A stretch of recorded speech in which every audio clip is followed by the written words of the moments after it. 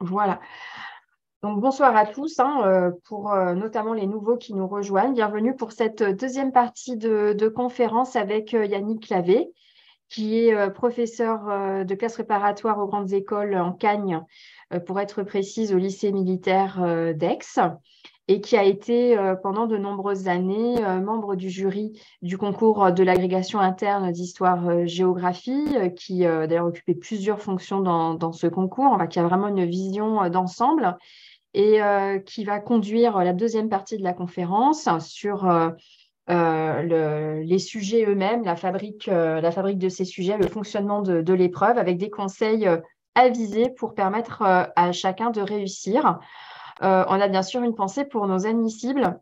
Il y en a de nombreux qui sont présents. On est avec vous. Et Yannick, si tu veux bien, merci à toi de venir pour cette deuxième séance. On t'écoute. Merci beaucoup, Déborah, pour l'invitation. Bonjour à tous. Alors, félicitations en effet pour ceux qui ont réussi l'admissibilité, première étape essentielle. Pour ceux qui n'ont pas réussi, je sais que c'est pas toujours facile, évidemment, à, à gérer, mais voilà, c'est un concours qui est, comme vous le savez, difficile, exigeant et qui se réussit sans aucun problème en plusieurs fois. Voilà, ne vous découragez pas, il faut absolument persévérer. Alors, ce que je vous propose ici d'être la suite, évidemment, de ce qu'on a fait la semaine dernière. Pour ceux qui n'étaient pas présents, il me semble que désormais cette conférence est disponible sur le site de l'association, sur la chaîne YouTube, donc vous pourrez vous y référer. Alors, ce que je veux faire ici, c'est repartir de la méthode que je vous avais expliquée la dernière fois, et notamment des attentes du jury, et les appliquer concrètement sur des exemples de sujets. Donc, ça permettra de revenir sur la méthode de manière théorique, mais aussi, bien entendu, pratique. L'objectif aussi, c'est que ce soit utile pour vous. Donc, il ne faut pas hésiter à poser des questions, à m'interrompre. On gardera un temps d'échange à la fin de cette conférence, mais si vous le souhaitez, vous pouvez bien sûr le faire en cours de route. Voilà, donc je prévois trois grosses parties, trois grandes étapes. D'abord, dans un premier temps, je vais revenir sur la manière dont les sujets sont élaborés par le jury. Ce que j'ai commencé à dire la dernière fois pour que vous compreniez quelle est la logique et que vous puissiez vous entraîner, vous, de votre côté, en autonomie. Et ensuite, j'ai prévu deux sujets, alors un en histoire en collège, un en géographie en lycée, de manière totalement arbitraire, parce qu'il peut y avoir bien sûr des centaines de possibilités, simplement pour retravailler la méthode et pour vous montrer comment on peut intégrer tous les conseils que je vous avais indiqués la dernière fois dans ces sujets. Voilà, donc normalement, on devrait arriver à tout faire dans cette 1h30 qui est... Voilà, alors, premier point d'abord, la manière dont les sujets sont construits par les membres du jury pour ce concours. Vous savez que ce sont deux épreuves orales très spécifiques, alors qu'on compare parfois à l'épreuve de hors-programme de l'agrégation externe, ce qui est une erreur.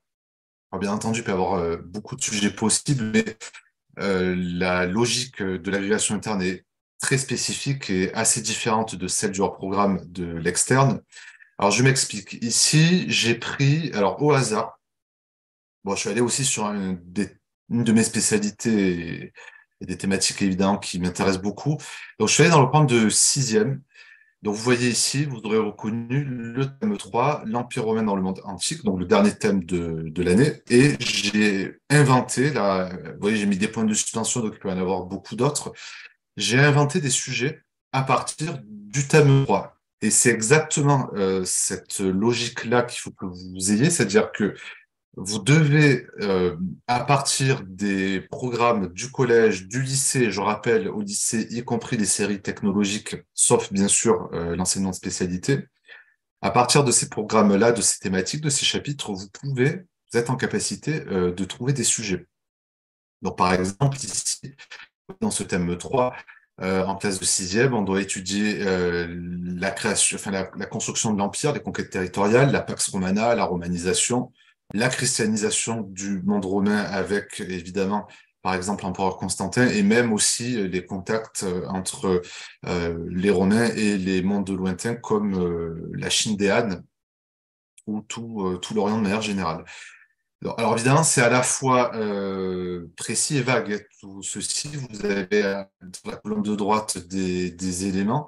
Donc, par exemple, à partir de ce qui est indiqué dans les programmes, moi, je propose, enfin, c'est pas le cas, mais si j'étais cette année dans le jury, vous voyez, je proposerais par exemple Jules César, l'armée romaine et la construction de l'Empire du 1er siècle avant au 2e siècle après Jésus-Christ, conquête et intégration du monde gaulois, pour parler bien sûr du cas spécifique de la Gaule et de la notion de romanisation, et ainsi de suite. C'est-à-dire que le jury part forcément du contenu des programmes du lycée pour éviter justement des sujets hors programme, même si ça n'empêche pas que parfois il y ait des sujets peut-être un peu limites hein, en termes de programme. Il y a toujours un ancrage lié au programme du collège et du lycée, mais la formulation, elle est scientifique.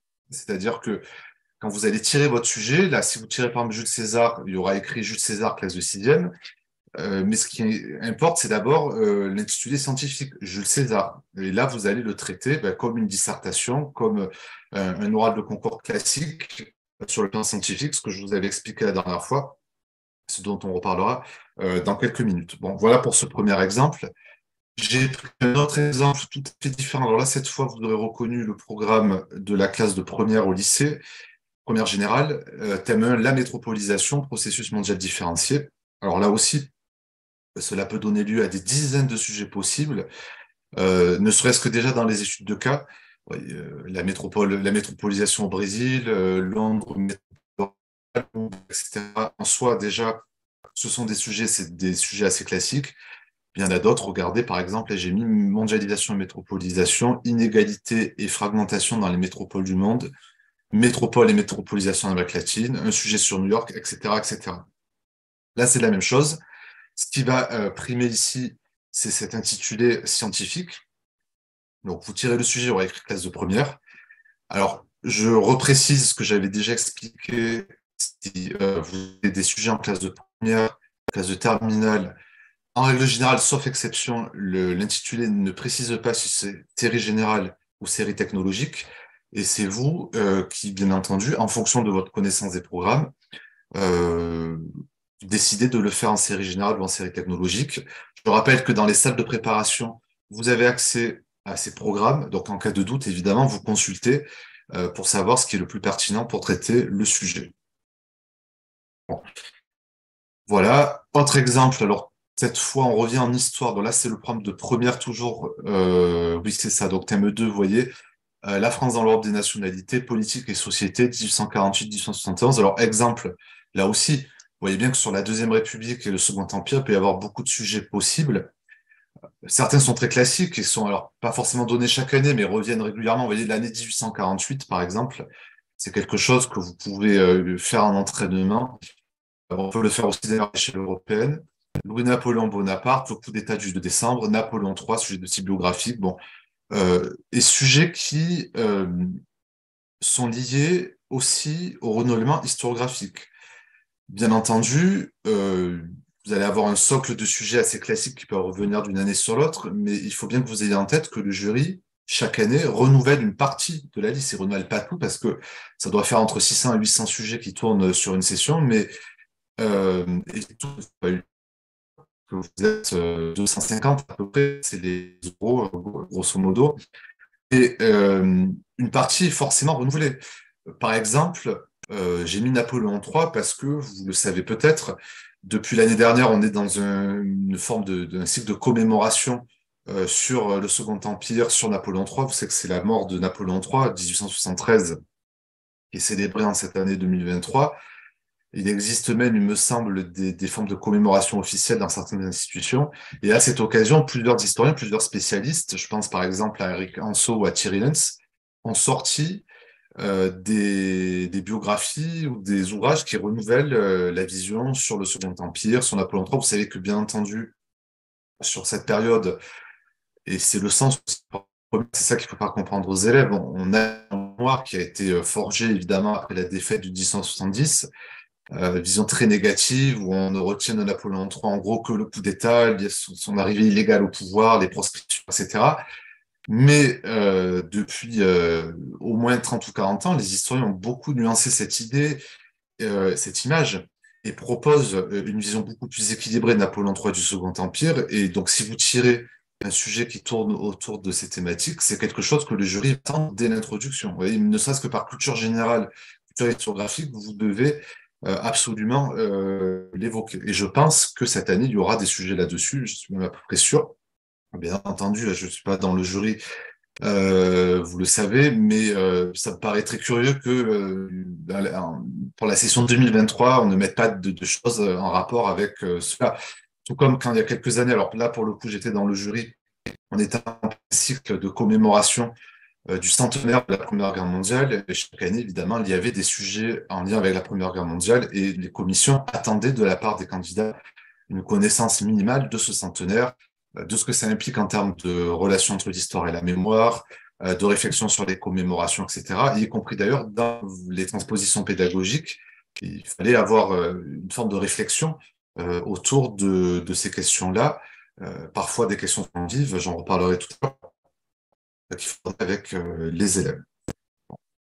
Voilà, pour les... Je ne sais pas s'il y a des questions déjà sur ce que je veux dire, sinon on en parlera à la fin de mon intervention, mais voilà comment le jury travaille et comment vous allez travailler. Donc n'hésitez pas, je le redis, à partir des programmes du collège, du lycée, à les lire et les relire et à aller piocher. Alors je sais bien que c'est énorme, hein, vous n'allez pas là en 4 semaines pouvoir absolument tout lire, et c'est pas du tout, de toute manière, l'objectif et la logique du concours. Mais en histoire, en géographie, n'hésitez pas à piocher des exemples, à vous entraîner, à réfléchir au renouvellement historiographique, épistémologique, à la manière de le traiter, aux problématiques, quels exemples on peut mobiliser, et bien entendu, comment on peut euh, le faire de manière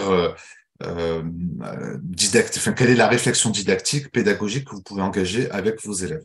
Voilà. Alors, je vois qu'un collègue a posé une question. Alors oui, si vous avez la parole, n'hésitez pas. Je ne sais pas si vous pouvez parler du coup. Attends, je Ah vais ouais, m'assurer de ça. Attends. ouais, merci.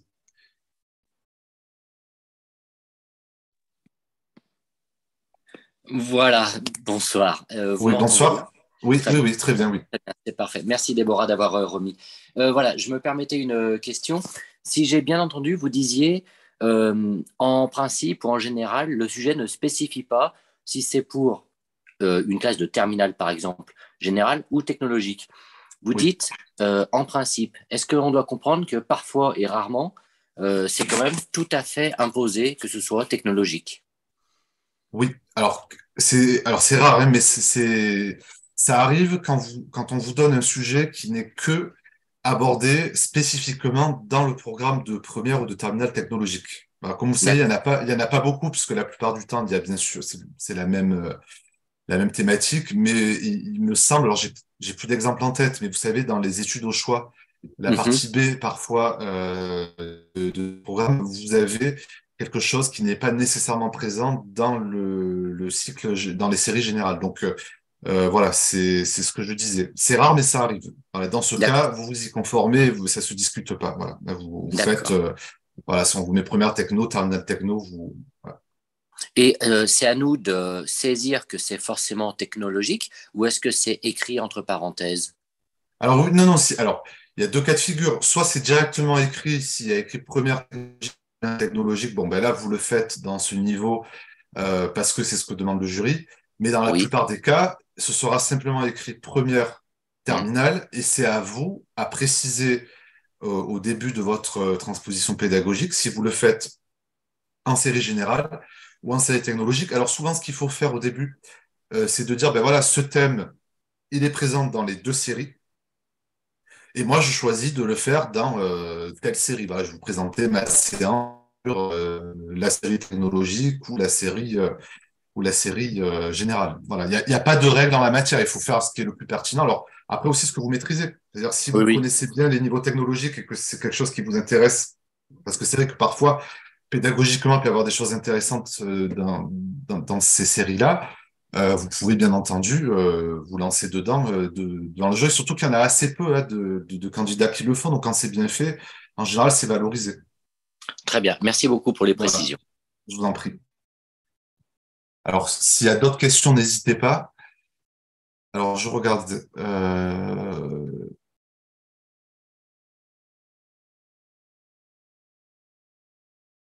Oui, voilà, vivre à Alger, voilà, c'est tout à fait le genre d'exemple. qui ne se rapporte, comme vous le dites, que pour la série technologique. Voilà. Alors, s'il n'y a pas d'autres questions, on va passer à des éléments concrets sur, alors, voilà, sur le traitement des sujets. Alors, je vais à chaque fois intégrer de la méthode, ne vous inquiétez pas. Je vais essayer alors je vais pas vous le traiter dans les moindres détails et vous faire une conférence universitaire là-dessus, ce n'est pas l'objectif, mais je vais essayer d'être le plus clair possible pour que vous compreniez ce qui est attendu de vous. Alors j'ai pris un sujet au hasard, alors que j'avais eu l'occasion de travailler, évidemment, hein, je ne l'ai pas choisi totalement au hasard. En histoire au collège, classe de troisième, les nazis et les juifs 1933-1946. Alors là, alors attendez, là encore, je ne sais pas si euh, j'ai fait. Euh, je vérifie juste que j'ai pris la bonne version de mon diaporama.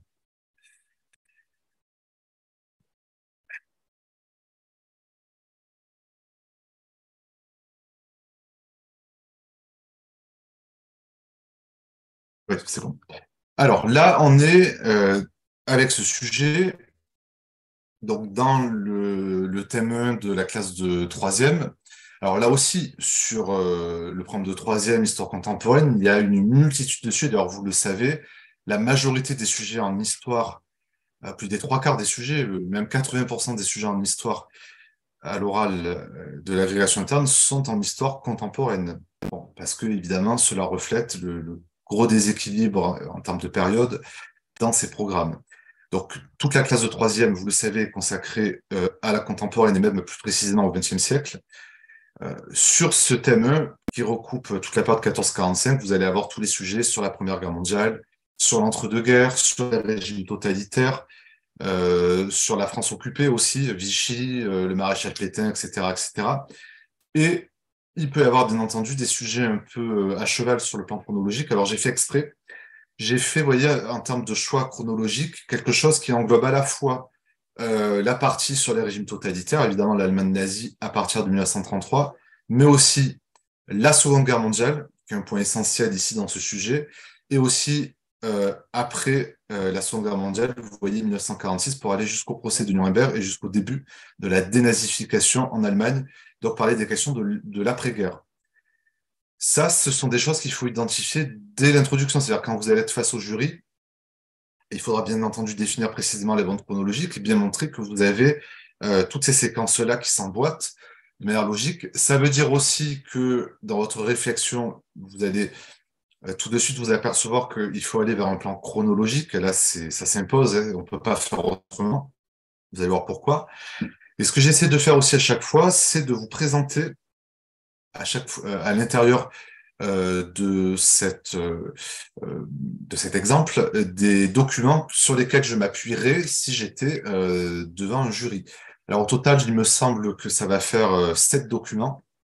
Donc je vous avais dit, ça fait partie de la moyenne qu'on peut utiliser devant un jury. Il ne faut pas qu'il y en ait trop. Et vous verrez que je vais aussi réutiliser certains documents de ma partie scientifique dans la partie pédagogique. Donc là, on va commencer bien sûr par la partie scientifique. Alors je rappelle, cette partie scientifique, il faut la traiter donc comme une leçon d'agrégation classique, une dissertation si vous préférez, avec évidemment tous les aspects de l'oralité qu'on n'a pas à l'écrit.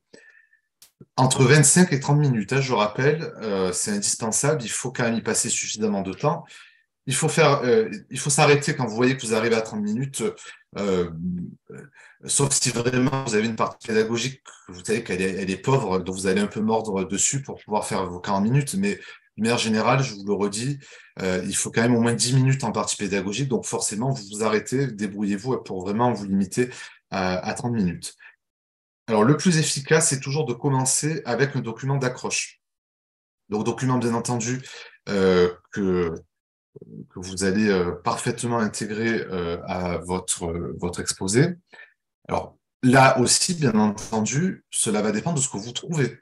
C'est-à-dire que si vous tombez sur ce type de sujet, vous n'allez pas forcément mettre là le document que je vous ai mis, c'est en fonction de ce que vous trouvez dans les manuels scolaires, dans les livres, Voilà, donc vous pouvez pas après inventer ce que vous n'aurez pas pendant vos 5 heures de préparation.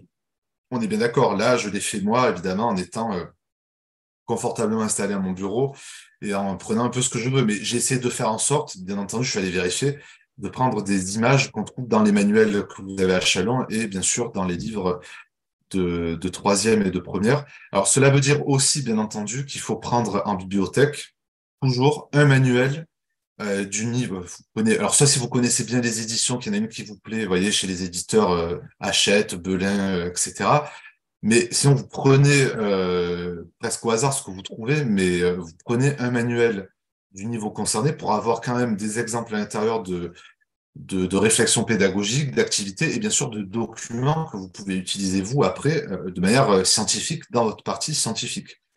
Une bonne technique aussi, parce que vous pouvez en prendre deux de manuels scolaires, peut consister à prendre l'équivalent pour le lycée. C'est-à-dire, vous voyez, ce thème est aujourd'hui enfin, étudié pardon, en classe de terminale. Donc, prenez aussi le manuel en classe de terminale parce que là, vous allez trouver, bien entendu, d'autres documents, d'autres activités et c'est absolument pas interdit de le faire. Vous pouvez très bien vous inspirer de documents ou de pages activités dans un manuel de terminale pour construire votre transposition pédagogique en troisième et inversement d'ailleurs. Donc, ça, c'est quelque chose qu'il faut aussi avoir en tête parce que parfois, les candidats vont se ruer vraiment sur le niveau de classe dans lequel est tombé leur sujet, alors que si vous prenez un équivalent vous voyez, du lycée ou du collège, cela peut vous aider. Donc ce document d'accroche, la fiche du film de propagande de Juif éternel en 1940, à une époque où l'Allemagne est évidemment entrée dans la Seconde Guerre mondiale, où elle va commencer à radicaliser sa politique antisémite et à chercher à l'étendre, comme vous le savez, à l'échelle européenne.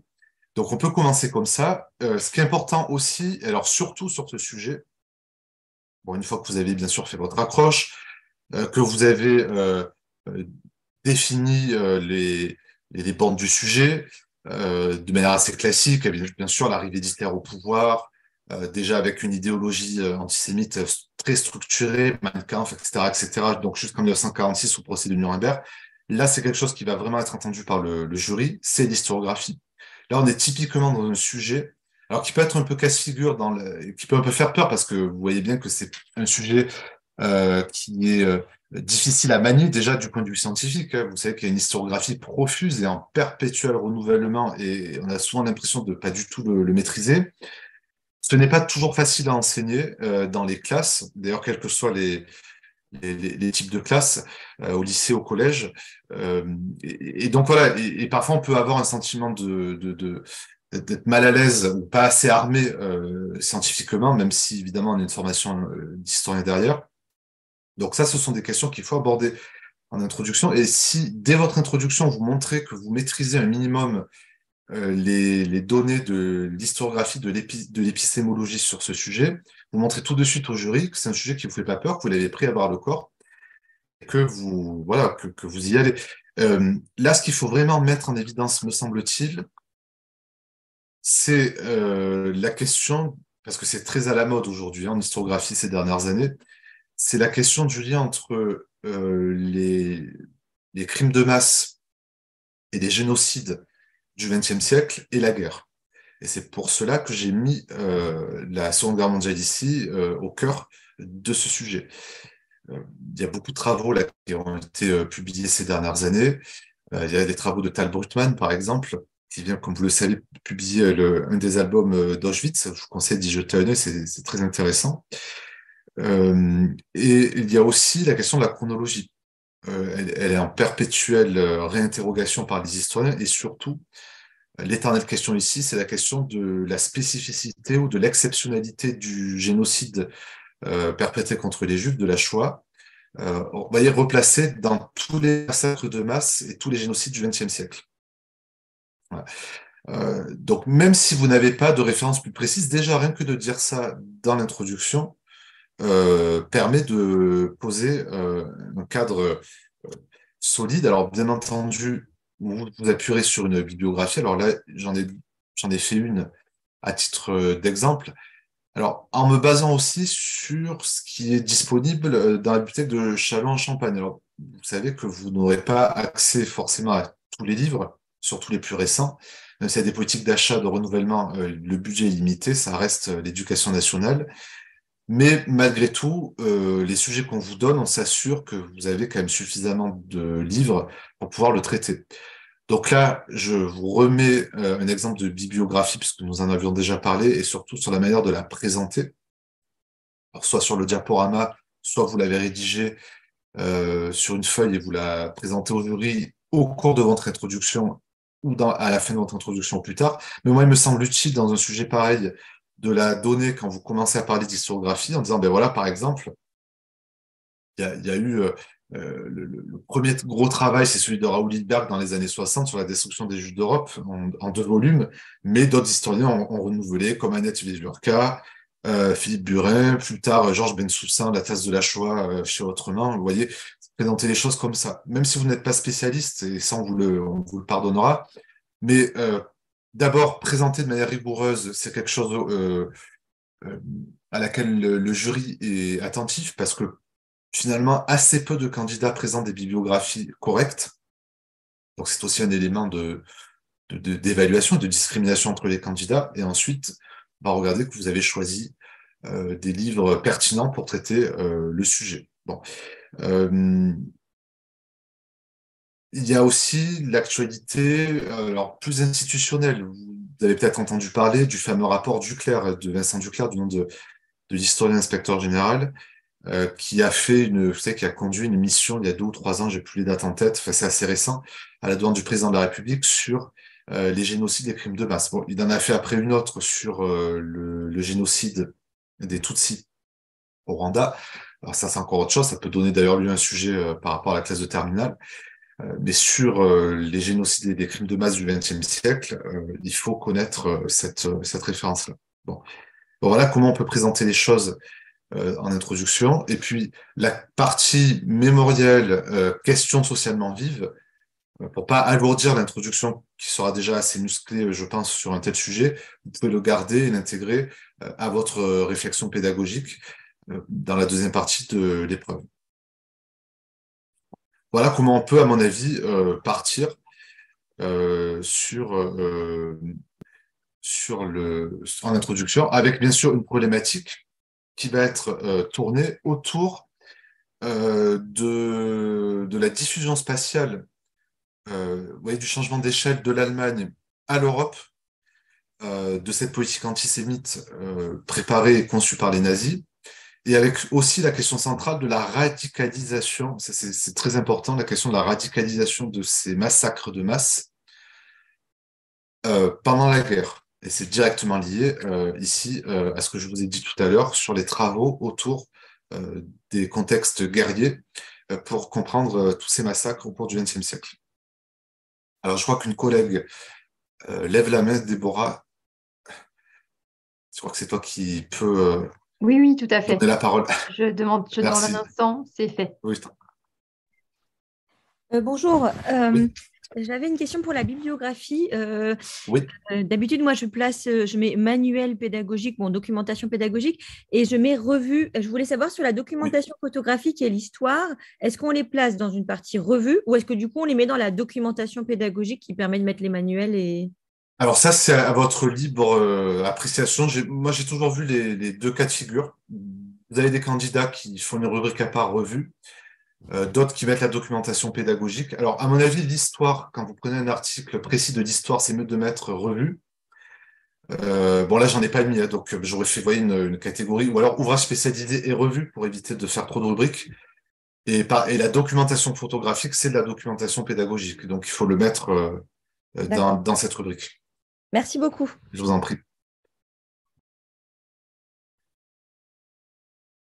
Bon, voilà pour l'introduction. Alors ensuite, oui, j'aurais pu mettre, c'est vrai, l'annonce du plan. Bon, je ne l'ai pas mis, mais je vais le dérouler au fur et à mesure. Alors, ça me permet de dire 2 mots sur les types de plans en histoire. Oui, il y a encore une question. Allez-y, oui.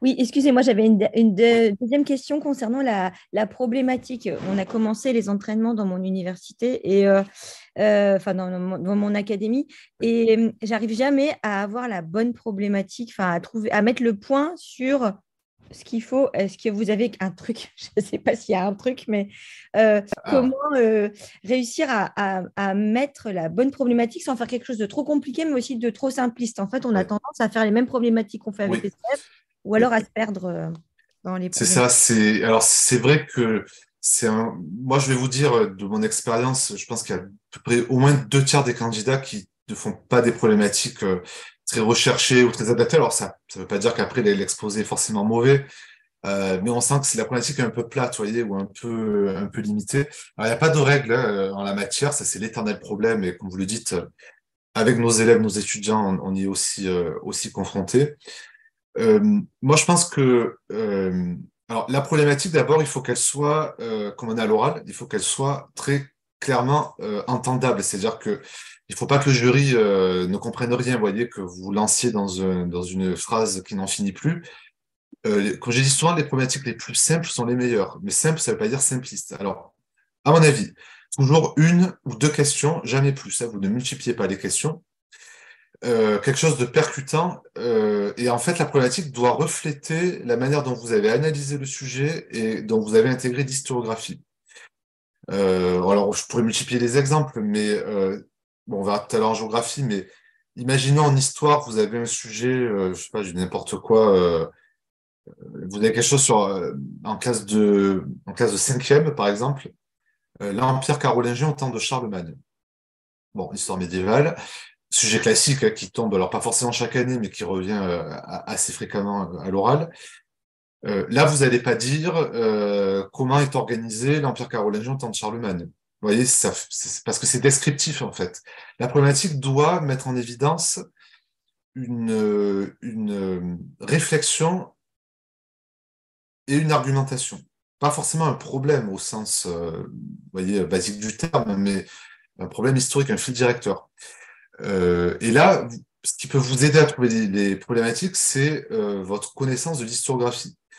Il faut savoir que quand vous avez des sujets sur les empires, que ce soit l'Empire romain, l'Empire espagnol au XVIe siècle, ou les empires coloniaux, ou donc l'Empire de Charlemagne, il y a depuis, vous le savez, 10-15 ans, en France, vraiment le développement de l'histoire globale et de l'histoire connectée, et de l'histoire des empires, ou de la New Imperial History, etc.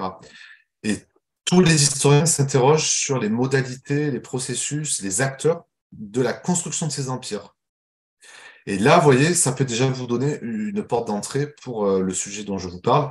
Vous pouvez mettre comment il est organisé, vous pouvez mettre comment Charlemagne a-t-il réussi à construire et à pérenniser, pour la durée de son règne, un empire territorial et politique, parce que là, il y a les deux, c'est à la fois la politique et territoriale. Vous voyez la différence. Là, c'est une problématique qui est tout de suite beaucoup plus percutante et le jury va tout de suite voir que vous avez compris le sujet. Voilà. Après, je pense que la seule façon vraiment de progresser, c'est de s'entraîner constamment sur différents types de sujets. Voilà.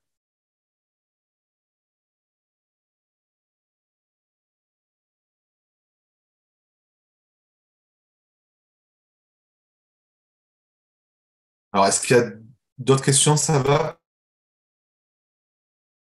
Bon, alors on va continuer. Donc là, ici, ce que je vous disais, le plan chronologique s'impose. Alors, la majorité des sujets en histoire, surtout quand vous avez une période comme celle-ci, qui est quand même assez longue pour ce qui est du XXe siècle, bien entendu, euh, donc ça va se traiter sous forme chronologique.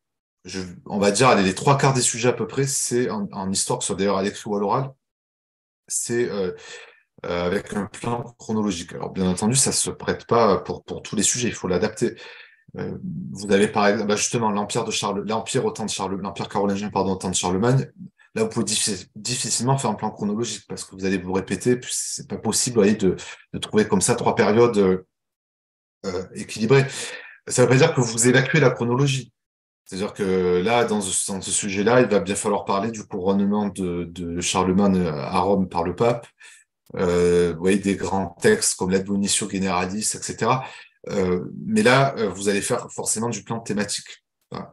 Là, ici, en revanche, c'est un plan chronologique et ce plan chronologique va permettre de répondre à la problématique. Il faut bien que vous ayez en tête que chaque partie c'est un élément de réponse à la problématique. Alors, je vous le dis alors, ça, c'est ce qu'il faut mettre, vous voyez, sur le diaporama devant le jury. Il faut vraiment qu'il puisse suivre. Bon, moi, je l'ai saucissonné ici pour que ce soit plus clair pour vous. Mais là, le jury doit tout le temps avoir sous les yeux le plan détaillé, les 3 parties, les 3 sous-parties. Et surtout, il faut bien qu'il sache où il en est. C'est-à-dire que parfois, vous êtes pris dans votre élan, puis vous oubliez. Il faut bien que vous fassiez les transitions. Il faut bien que vous disiez, et on est à l'oral, là, donc il faut le faire de manière peut-être moins subtile qu'à l'écrit, il faut bien dire ce qui m'amène à ma deuxième partie, où désormais nous allons voir dans cette deuxième sous-partie, et voilà. C'est essentiel. C'est comme, de toute façon, quand vous faites un cours devant des élèves, vous savez bien que si les élèves ne savent plus où on en est, vous les perdez. Et ça commence à être facteur, évidemment, d'inattention et de problèmes de discipline. Donc, là, c'est la même chose. Il faut absolument que le jury sache toujours où on en est. Donc, vous annoncez les choses de manière claire, carrée, et vous avancez dans votre progression, vous le dites au jury. Alors, premier point, la mise en œuvre d'une politique antisémite dans l'Allemagne nazie, 33-39. Donc là, logique, on s'arrête à la Seconde Guerre mondiale. On va d'abord parler de l'Allemagne dans le cadre donc, de ses frontières avant la Seconde Guerre mondiale. Alors, première sous-partie, où il faut rappeler que quand Hitler arrive au pouvoir en 1933, il y a déjà un antisémitisme virulent en Allemagne, alors qui d'ailleurs n'est pas que, comme vous le savez, du fait des nazis. Il faut rappeler quand même il y a des racines qui remontent au XIXe siècle, pas que d'ailleurs en Allemagne et dans toute l'Europe, avec toutes les théories raciales, Gobineau, bon, etc. Là, il faut expliquer que c'est aussi une tendance de l'historiographie d'élargir un peu l'étude chronologique du nazisme et de ne pas débuter que forcément en 1918-1919, mais de montrer qu'il y a des racines qui remontent au XIXe siècle. Moi, j'ai pas le temps de détailler ici, mais c'est quelque chose qu'on peut évoquer ici. Il faut parler ici, évidemment, de Mein Kampf. Alors, il faut aussi avoir en tête, vous savez, la polémique qu'il y a eu il y a quelque temps sur la publication ou pas de Mein Kampf. Vous savez que je crois que c'est les éditions Fayard qui ont fait ce choix de publier Mein Kampf, alors évidemment avec tout un appareil critique et tout un collectif d'historiens, mais c'est quelque chose que le jury peut vous demander si vous n'y pensez pas, mais on peut l'évoquer bien sûr ici à ce moment-là. Et on peut aussi évoquer tout ce qui s'est passé après 1918, le sentiment d'humiliation des Allemands, le diktat de Versailles, l'occupation de la Ruhr par les armées françaises, et notamment par des tirailleurs, par des soldats noirs, qui a été très mal vécu par les Allemands dans l'opinion publique et par les nazis en particulier, et qui vont évidemment servir de support à une propagande raciste extrêmement violente, qui fait le lit, évidemment, des partis ultranationalistes et de droite très radicale comme le parti nazi. Bon, ensuite, deuxième sous-partie, les principales étapes de la politique antisémite. Alors là, vous allez rentrer dans le détail de la chronologie, avec des événements connus. Bien entendu, les lois de Nuremberg, tous les décrets, bon, ça vous connaissez, ça fait partie de l'obtenir des programmes scolaires. Et là, je vais utiliser mon deuxième document. Alors ça, c'est une photographie qui est présente dans beaucoup de manuels, alors que j'ai trouvé dans un manuel de troisième ou de terminale, je sais plus, bon, enfin, peu importe. Et là, vous savez, ce couple mixte, une femme non juive et l'homme qui est juif et qui porte des pancartes humiliantes. Alors là, on est dans l'espace public, vous voyez qu'on est sur un trottoir avec de jeunes SA. Et voilà pourquoi je l'ai choisi. Alors je l'ai choisi aussi parce que cette photo, on peut la réutiliser, à mon avis, assez facilement dans la partie pédagogique. Vous voyez ce que je vous disais dans la première conférence, pensez-y. Faites en sorte de prendre parmi les documents scientifiques quelques-uns, vous voyez, 2 ou 3, que vous allez réutiliser dans la partie pédagogique. Parce que là, on est vraiment au cœur de l'épreuve, c'est-à-dire la capacité de passer d'une réflexion scientifique universitaire à une transposition pédagogique adaptée à un niveau de classe. C'est vraiment un élément valorisé par le jury. Là, évidemment, vous allez en faire un commentaire plus poussé, plus scientifique, et quand vous l'aurez dans votre partie pédagogique avec vos élèves de troisième, ce sera bien entendu adapté au niveau troisième. Donc, ça veut dire que quand vous mettez une image, il faut pas juste la mettre à titre illustratif. Il n'y a rien de pire que de montrer une image et de rien dire ou de passer dessus, vous voyez, sans même l'évoquer. Donc là, il faut montrer que ce sont les effets concrets de la politique antisémite dans la vie quotidienne, dans l'espace public, dans la rue. Ce sont plus des tendances historiographiques récentes où, vous savez, on étudie beaucoup les acteurs, ce qu'on appelle l'histoire par le bas, l'agency, la capacité d'action. Et là, on voit donc ici très concrètement les effets de cette politique. On voit aussi que les SA sont très jeunes, donc on peut parler d'embrigadement de la jeunesse, etc. C'est d'ailleurs dans le programme de troisième, ainsi de suite. Dans cette sous-partie, il faut aussi évoquer la question des Jeux Olympiques de 1936, qui avait donné lieu à une polémique, bien entendu, internationale, puisque les Allemands en ont fait une vitrine de leur pays et avaient temporairement caché tous les éléments d'antisémitisme qui étaient visibles publiquement dans la rue. Il faut aussi ne pas leur rater, bien entendu, la Nuit de Cristal, événement central, qui fait d'ailleurs partie du programme de troisième comme de celui de terminale. Là aussi, alors ça c'est une photo que j'ai trouvée dans un manuel, vous prenez la photo que vous trouvez dans le manuel que vous aurez avec vous en salle de préparation. Là, et là aussi, image que l'on peut réutiliser et que je réutiliserai dans ma partie pédagogique. Voilà. Donc là, ça permet d'aborder toutes les mesures antisémites. Et là aussi, devant le jury, appuyez-vous dessus. Qu'est-ce qu'on voit sur la photo?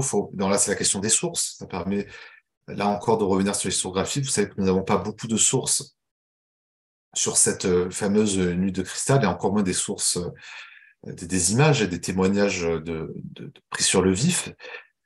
Et d'ailleurs, l'expression même nuit de cristal est gênante. Alors, au minimum, il faut la mettre entre parenthèses, entre guillemets. Elle est gênante parce que elle est peut-être inventée par les nazis eux-mêmes. Cristal faisant écho, par exemple, au bruit qu'auraient fait toutes les vitres des synagogues et des bâtiments incendiés par les nazis. Bon. Et dernière sous-partie qui va permettre aussi de faire la transition avec la deuxième partie, dans cette politique, alors c'est pas encore le génocide, mais on voit bien qu'il y a déjà, bien entendu, des pratiques qui annoncent ce qui va arriver après. Vous le savez sans doute, mais Hitler et les nazis ont aussi mis en œuvre déjà une politique de massacre de masse à l'intérieur de la mer, dans le plus grand secret. Hein, ces fameuses opérations lancées contre les personnes handicapées ou réputées telles handicapées mentales et physiques. C'est-à-dire qu'il y a déjà des dizaines de milliers d'Allemands, y compris des enfants, qui sont mis à mort dans les hôpitaux, dans les asiles. Tout ça se fait dans le plus grand secret parce qu'on se doute bien que l'opinion publique aurait été très critique vis-à-vis du gouvernement nazi. Notamment, vous avez l'opération T4, et je signale que dans cette opération T4, qui est souvent oubliée, bon, qui ne fait pas partie des programmes scolaires, mais là, vous voyez, je vous disais, vous faites un traitement universitaire scientifique. L'opération T4, c'est déjà une campagne d'extermination. Et c'est comme ça que les historiens l'analysent aujourd'hui. Et d'ailleurs, il y a déjà des chambres à gaz. C'est-à-dire que les nazis n'ont pas inventé les chambres à gaz à Auschwitz, mais ils les ont déjà expérimentées sur leur propre sol avant le début de la guerre. Voilà comment on amène ensuite la deuxième partie, le grand 2, détruire les Juifs, la notion de destruction que j'emprunte ici au grand historien Raoul Hilberg, dont je parlais tout à l'heure, pour ce qui est de l'historiographie que j'ai cité dans ma bibliographie. Alors, vous voyez aussi une technique très intéressante que vous pouvez appliquer quand vous faites votre exposé. Le jury apprécie beaucoup que vous reveniez de temps en temps sur la bibliographie. Alors, pas pour à chaque fois la commenter, mais pour bien montrer que, alors, voilà, évidemment, il faut tomber sur le bon sujet, vous avez pensé à tout, bon, mais là, j'essaie de vous donner le maximum de conseils. Mais il n'y a rien de mieux que d'introduire dans votre façon de présenter votre plan, de présenter les connaissances, l'histoire que vous avez évoquée en introduction. Vous voyez, moi, je reprends ici la notion de destruction parce qu'elle est rentrée maintenant dans le langage courant de l'historiographie. Donc déjà depuis les années 60, depuis Raoul Hilberg. Massacre de masse, ça fait aussi écho aux travaux qu'on a évoqués en introduction sur cette longue durée du XXe siècle, et que là, bien sûr, on va limiter à la Seconde Guerre mondiale. Mais ça peut être aussi un moyen de justifier votre plan, les titres que vous avez choisis devant le jury. Bon, là, évidemment, on va avoir une logique chronologique à l'intérieur de cette deuxième partie. D'abord, 1939-1941, la progressive radicalisation nazie. Alors là, je vais m'appuyer pour euh, illustrer mon propos devant le jury sur une carte, alors assez classique, alors que vous trouvez partout. Pour un équivalent, là, je l'ai prise, moi, dans, vous savez, l'Atlas historique mondial qui avait été sorti par l'Histoire et les arènes il y a 2-3 ans. Mais ça, vous en avez des versions même peut-être encore plus simplifiées, justement dans les manuels scolaires. Donc, vous pouvez sans problème l'utiliser. Donc, il s'agit d'avoir ici un cadre géographique et de pouvoir avoir des repères pour pouvoir vous appuyer. Alors, il ne s'agit pas évidemment de tout le temps être devant comme si vous faisiez la météo, mais quand même de montrer que les nazis, évidemment, au fur et à mesure qu'ils vont commencer à faire leur conquête territoriale à partir de 1939, vont en même temps commencer à poser les bases de système concentrationnaire, et notamment à l'Est, dans la Pologne, d'abord dans la Pologne qui commence, vous le savez, à être occupée dès 1939, avec déjà le début, évidemment, des massacres. Donc, il faut expliquer que la Pologne devient le lieu de l'expérimentation des massacres à grande échelle, qui vont annoncer le génocide, avec, vous le savez, 500 000 morts quand même, entre septembre et décembre 1939, la politique d'élimination de toutes les élites et bien entendu de tous les juifs. Donc ça va durer jusqu'en 1941. Et pourquoi je coupe 1941? Parce que, donc, bien sous-partie, c'est l'époque où on commence à réfléchir à la fameuse solution finale, qui sera, vous le savez, validée lors de la conférence de Wannsee en janvier 1942. Alors, solution finale, même chose, hein, entre guillemets, parce que là, c'est le langage nazi. Et là, le faut interroger là-dessus, mais vous pouvez anticiper ces questions-là en expliquant qu'il y a aussi beaucoup de débats chez les spécialistes depuis des années, ça c'est pas nouveau, mais ça continue aujourd'hui, sur le vocabulaire. D'ailleurs, il faudrait être attentif à la manière dont c'est indiqué dans les programmes scolaires. C'est très important, le choix des mots. Vous savez que selon les programmes, alors ça dépend vraiment des sensibilités de ceux qui les font, mais vous savez que parfois, le mot choix apparaît puis disparaît. C'est pas forcément les mêmes termes utilisés en troisième et en classe de terminale. Il faudrait comparer. Là, j'ai plus les intitulés en tête, mais faites-le, vous verrez. Les solutions finales, alors c'est utilisé aujourd'hui à condition de le mettre entre guillemets, mais c'est un terme qui est récusé par certains historiens qui ne souhaitent plus l'utiliser parce que c'est le langage du bourreau. Et choix, par contre, évidemment, c'est le langage des victimes. Mais là, moi, je le fais à dessein de parler de solution finale parce que c'est l'Allemagne, les nazis face aux juifs. Et donc là, évidemment, euh, avant d'évoquer les juifs comme acteurs, c'est d'abord ici le régime nazi, son idéologie, sa politique qui font partie du sujet. Voilà. Donc, cette solution finale, alors, d'abord, dans les années, donc ces années-là, 40-41, vous avez ce qu'on appelle les Einsatzgruppen, ce qu'on appelle, pardon, les massacres à grande échelle, avec d'ailleurs la complicité des populations locales, et même parfois, souvent, les populations locales s'en occupent très bien toutes seules, sans que les nazis aient à intervenir. Et là aussi, ça fait partie d'enjeux historiographiques et mémoriels très puissants. Et même, il y a des conflits mémoriels aujourd'hui extrêmement violents. Il y a des historiens, vous savez, aujourd'hui, qui sont censurés, menacés, en Pologne, par exemple, même en Ukraine aussi. Alors, évidemment, l'actualité fait en Ukraine que c'est des questions dont on ne parle plus, mais il y a un vrai problème sur la liberté dans ces pays d'Europe de l'Est, parce qu'évidemment, c'est une mémoire un peu honteuse, mais qui a été mise en évidence ces dernières années par tout un certain nombre de travaux d'historiens. Et ceci va aboutir donc à la conférence de Wannsee, qui décide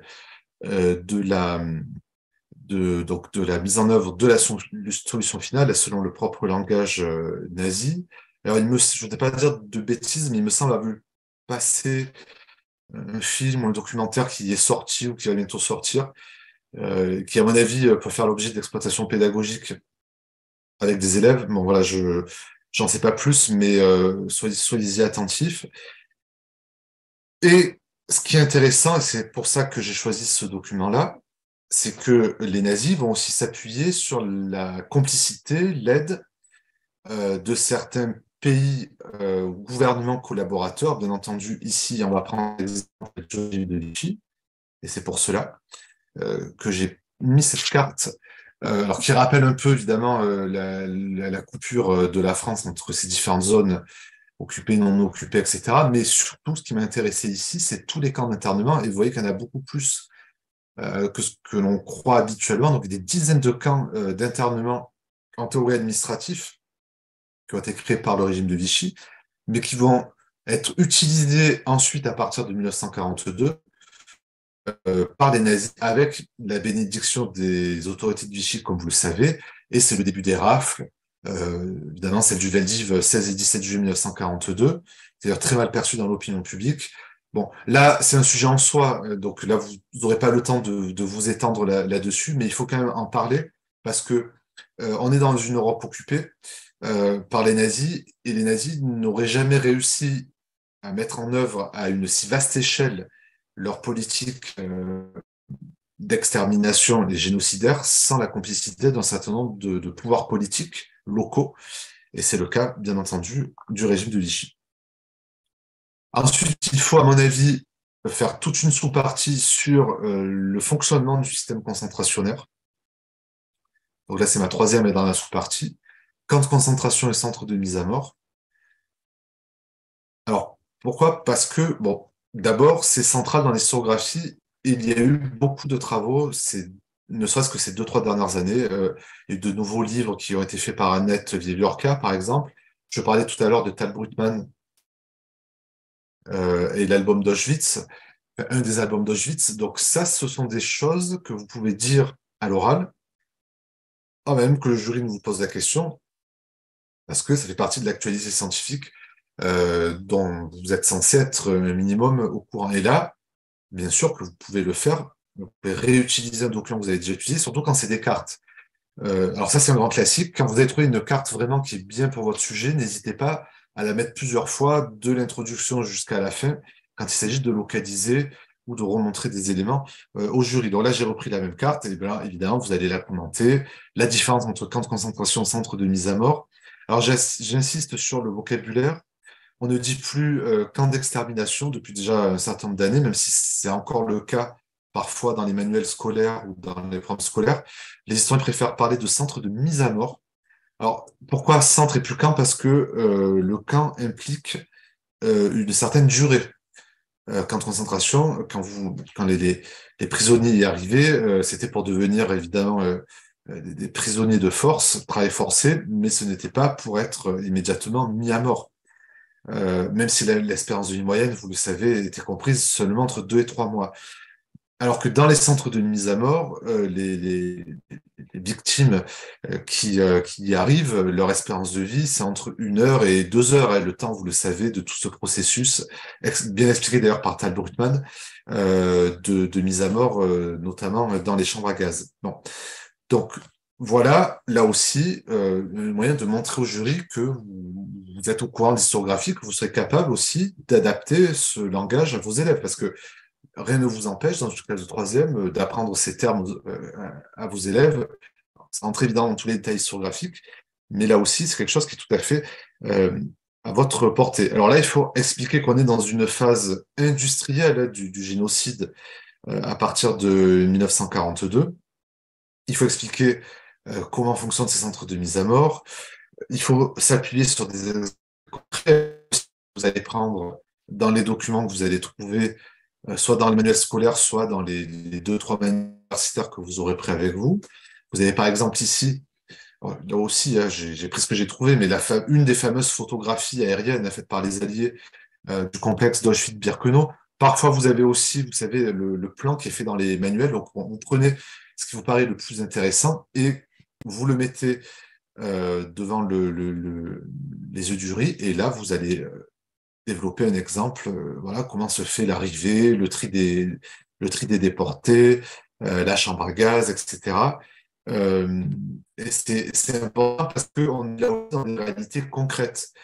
Et ça fait partie aussi de la manière d'enseigner cet épisode terrible de l'histoire. mais ça se fait aussi vraiment avec la réalité de ce que ces hommes et ces femmes ont vécu. Bon. Pardon, je suis allé un peu vite. Voilà. Et troisième, excusez-moi, hop. Troisième et dernière partie, les nazis face à leurs crimes, 45-46. Voilà, évidemment, ne pas s'arrêter à la Seconde Guerre mondiale. Le sujet va jusqu'en 1946. D'abord, une première sous-partie avec quelques généralités où là, je n'ai pas mis de documents. Vous savez que ce n'est pas obligé de mettre des documents sur chaque sous-partie, sinon vous aurez du mal à tenir votre temps. Donc là, c'est de rappeler d'abord que le comptage des victimes ne peut pas être complètement précis. Et encore aujourd'hui, selon les historiens, il y a des discussions et des chiffres qui varient. En gros, on donne comme fourchette entre 5 et 6 millions de morts dans ce génocide contre les Juifs. Donc ça représente 2 tiers de la population juive européenne. Euh, mais les débats entre les historiens continuent à être d'actualité de ce point de vue. Il faut expliquer aussi qu'il y a de forts déséquilibres dans ce bilan. Vous savez que c'est en Pologne où il y a presque 3 millions de Juifs là, qui ont été exterminés. Donc c'est là où le génocide a le mieux fonctionné du point de vue nazi, pour toutes les raisons dont on a parlé tout à l'heure. Et il faut aussi expliquer que tout de suite, même pendant la guerre, ça devient une question mémorielle.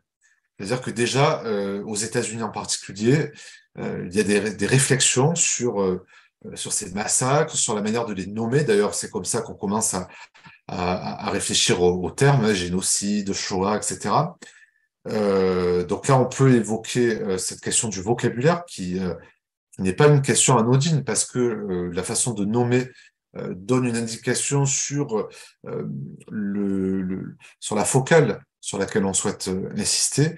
Et c'est des choses qui ne sont pas totalement fixées. Et une fois de plus, on le revoit dans le champ de l'histoire scolaire, puisque on pourrait presque faire un article là-dessus, mais si vous prenez depuis 40 ans tous les programmes d'histoire qui se sont succédés au collège et au lycée, vous verrez qu'il n'y a pas de stabilisation du terme.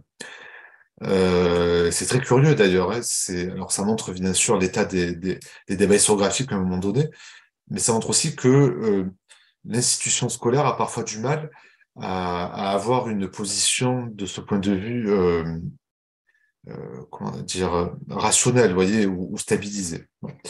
Ensuite, une deuxième sous-partie, 1945, le début de la dénazification de l'Allemagne, parce que je rappelle que le sujet donc concerne d'abord l'Allemagne, le pouvoir politique. Donc là, il faut expliquer, bon, évidemment, la défaite nazie en 1945, mais sans trop s'attarder, et surtout expliquer que la politique de dénazification est une politique officielle imposée par les vainqueurs, qui avait été déjà définie avant même la fin de la guerre. C'est partie de choses qui ont été discutées au sein des alliés entre les États-Unis, l'URSS et le Royaume-Uni. Donc, il faut que vous donniez quelques exemples, ça c'est facile à trouver dans les manuels, de la manière dont la dénazification, alors ceci étant dit très partiel, certes, mais bon, cette dénazification s'est quand même faite à ce moment-là. Et dernier point, moi je fais le choix, mais c'est un choix qui n'est pas définitif, hein. Vous pouvez tout à fait l'intégrer et organiser différemment vos sous-parties, donc l'intégrer à autre chose, mais moi je fais le choix de le mettre en valeur parce que c'est quelque chose qui est important dans les programmes de terminale comme de troisième d'ailleurs. Le procès de Nuremberg, c'est un événement mondial extrêmement médiatisé à l'époque. D'ailleurs, je m'appuie sur un dernier document qui peut éventuellement être réutilisé en partie pédagogique, si vous faites le choix de faire une partie pédagogique là-dessus. Donc, les accusés nazis au tribunal de Nuremberg. Bon, là aussi, photo ultra classique. Alors, il y a plein de photos possibles de cadrages différents que vous trouvez dans les manuels scolaires. Bon, voilà. Alors, toujours, même si c'est rapide, même s'il ne vous reste qu'une minute, faites une conclusion. Vaut mieux écourter votre troisième partie, mais quand même faites une petite conclusion qui reprend votre problématique. Et c'est là que vous allez faire votre transition. C'est-à-dire que c'est à la fin de la conclusion scientifique que vous faites la transition, en disant que ce sujet est transposable en classe de troisième parce que c'est le thème 1, voilà, et vous attaquez comme ça. Et là, je vous le redis, il faut à peu près donc 10 minutes, entre 10 et 15 minutes maximum, mais il faut vraiment au moins 10 minutes pour pouvoir euh, sur une réflexion pédagogique suffisamment poussée devant le jury. Alors là aussi, bien sûr, on part du programme, même si vous avez des doutes, je le redis, vous avez les programmes en salle de préparation. Donc là, je rappelle la méthode. Il faut être très clair. Alors vous pouvez faire, alors moi d'ailleurs je ne sais pas si je l'ai fait, oui, voilà. Vous pouvez faire ça hein, devant le jury si vous avez le temps de préparer votre diaporama, votre diapositive, et vous mettez le plan, mais très basique. Là, on ne va pas rentrer dans du grand 1, grand A, etc. On est bien d'accord, mais vous voyez, les 4-5 points essentiels que vous allez évoquer, comme ça le jury voit tout de suite comment vous progressez. Donc, la première chose, c'est de rappeler, même si c'est évident, où on est, c'est-à-dire que c'est le thème 1. Alors là, pour le coup, c'est à cheval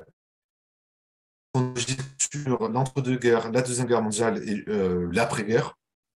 Donc là, dans ce thème 1, ça va être le point 2 et le point 3. Donc comme ça, vous calez les choses, vous calez bien les choses, et tout de suite, vous allez dire ce que vous allez proposer.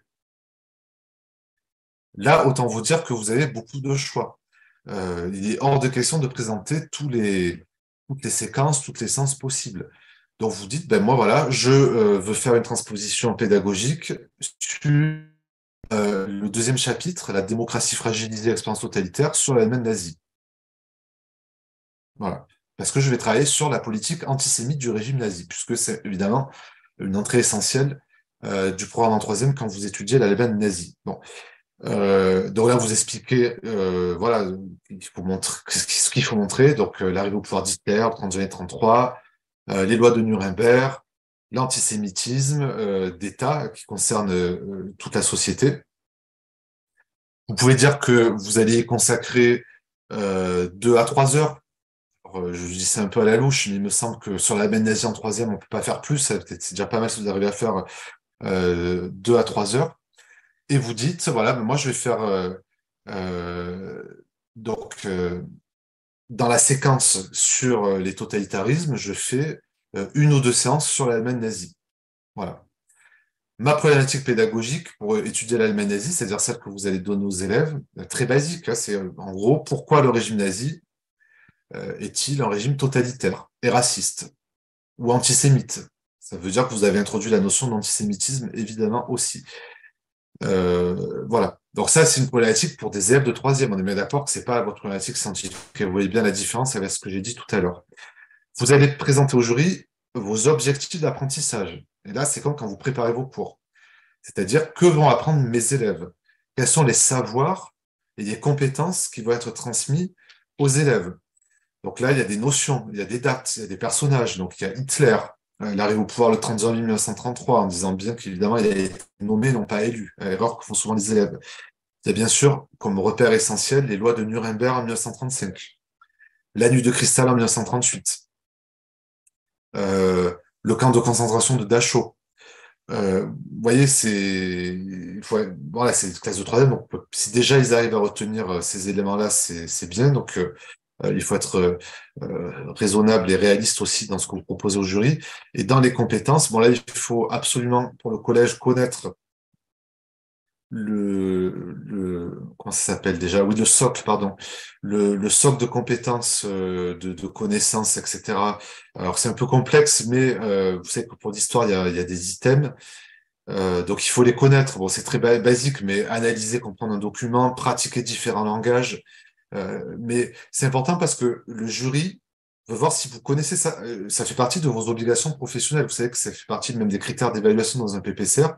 Donc, même si vous êtes professeur en lycée depuis un moment que vous n'avez pas vu passer la réforme du collège et le socle, il faut vous mettre au courant là-dessus et employer un langage adapté. Et surtout, bien entendu, si c'est un hyper qui préside votre commission, ce qui est souvent le cas, euh, là, évidemment, l'hyper va parfaitement connaître cet aspect et verra tout de suite si vous employez le vocabulaire adéquat. Alors, évidemment, il ne faut pas non plus trop vous stresser là-dessus, ça peut arriver d'oublier des termes, etc. Mais globalement, il faut quand même connaître voilà, le cadre institutionnel. Et ensuite, ben, vous allez proposer le développement de la séance. Et je le redis, il faut des choses extrêmement concrètes. Vous êtes des professionnels, donc il faut que le jury voit quelles sont vos pratiques professionnelles dans la classe. Il faut vraiment qu'ils vous imaginent avec vos élèves, devant vos élèves, en train de travailler. Donc là, vous avez carte blanche, si j'ose dire. C'est vous qui êtes le maître à bord, donc il faut vraiment vous emparer de cette liberté pédagogique qui n'est pas que un mot, c'est une vraie réalité. Si vous voulez, du moment que vous allez remplir vos objectifs, pas de problème. Ce que va voir le jury, c'est si la, la séance que vous proposez, tout le dispositif que vous proposez est en cohérence avec vos objectifs d'apprentissage. C'est-à-dire, est-ce que ce que le candidat est en train de nous présenter répond à ce qu'il s'est mis comme objectif? Est-ce que, avec cette séance-là, les élèves vont comprendre ce que c'est les lois de Nuremberg? Est-ce qu'au final, ils auront compris ce que c'est l'Allemagne nazie? Donc, au niveau de l'antisémitisme et du totalitarisme. C'est vraiment ça. Bon, il y a plusieurs possibilités. Alors, je le redis, il n'y a pas de dogmatisme pédagogique dans le jury. Vous êtes libre de vos pratiques pédagogiques et vous savez qu'il y en a beaucoup en histoire. Ne choisissez pas forcément quelque chose qui va dans forcément l'innovation pédagogique dernier cri, et des choses que même parfois les membres du jury même savent même pas ce que c'est. Si vous êtes à l'aise avec des méthodes dites classiques, pour peu que bien entendu elles répondent au programme et qu'elles permettent de faire travailler les élèves, il n'y a aucun problème. Vaut mieux ça que de vous lancer le jour de l'oral. Là, ici, j'ai pris l'exemple d'une tâche complexe. Si vous n'en avez jamais fait avec vos élèves, vous savez pas ce que c'est fortement déconseillé. Vous savez ce que c'est, la tâche complexe, alors moi-même, vous voyez, par exemple, j'en ai jamais pratiqué, parce que quand c'est apparu, j'étais déjà dans l'enseignement supérieur. Mais bon, je me suis aperçu que c'est des choses qui existaient déjà il y a 20 ans ou il y a 15 ans, si vous voulez, et on le faisait déjà tous, avant même qu'on dise que c'était des tâches complexes. C'est quand vous mettez, vous savez, les élèves en groupe, en situation de produire un écrit dans laquelle ils se mettent en position d'être acteurs, c'est-à-dire, je sais pas moi, là ici, vous êtes diplomate à Berlin en 1938 et voilà, vous devez rendre compte à votre ministre, je sais pas, aux États-Unis ou ailleurs, de ce que vous avez vu depuis 1935 par rapport à l'antisémitisme. Bon, il faudrait le formuler mieux que ça, mais en gros, c'est ça. Mais si vous faites ça, il faut bien expliquer au jury que c'est pour que les élèves puissent travailler la compétence écrite. C'est assez essentiel. Ça veut dire qu'il faut qu'il y ait une réflexion aussi de votre part, je l'avais dit la dernière fois, sur la trace écrite, quel type de trace écrite, comment je fais écrire les élèves, comment aussi je les fais raisonner, réfléchir en histoire, et quels repères je veux qu'ils retiennent dans cette trace écrite, dans ce travail. Donc on peut imaginer un dossier de documents, et dans ce dossier de documents, il y a bien entendu certains documents que j'ai donné en partie scientifique. Alors voilà un exemple alors qui n'est pas totalement de moi, j'avoue, c'est un collègue qui m'a suggéré l'idée. Voilà, bon, je vous avoue que c'est pas les pratiques pédagogiques avec lesquelles je suis forcément le plus à l'aise, mais c'est peut-être ce qui reflète plus ce qu'est l'enseignement aujourd'hui en collège, en réalité. Donc il faut toujours, vous savez, un dispositif d'aide selon les élèves, que vous avez ou non mis en groupe et quel type de groupe. Tout ça, il faut le justifier. Voilà les documents dont disposent les élèves. Donc certains, vous voyez, par exemple, le document 2 du dossier, je le reprends dans la partie scientifique. Comme par exemple le document 5 avec une ou deux photographies de la nuit de cristal. Bon, des documents qu'on trouve dans les manuels de troisième, bien entendu.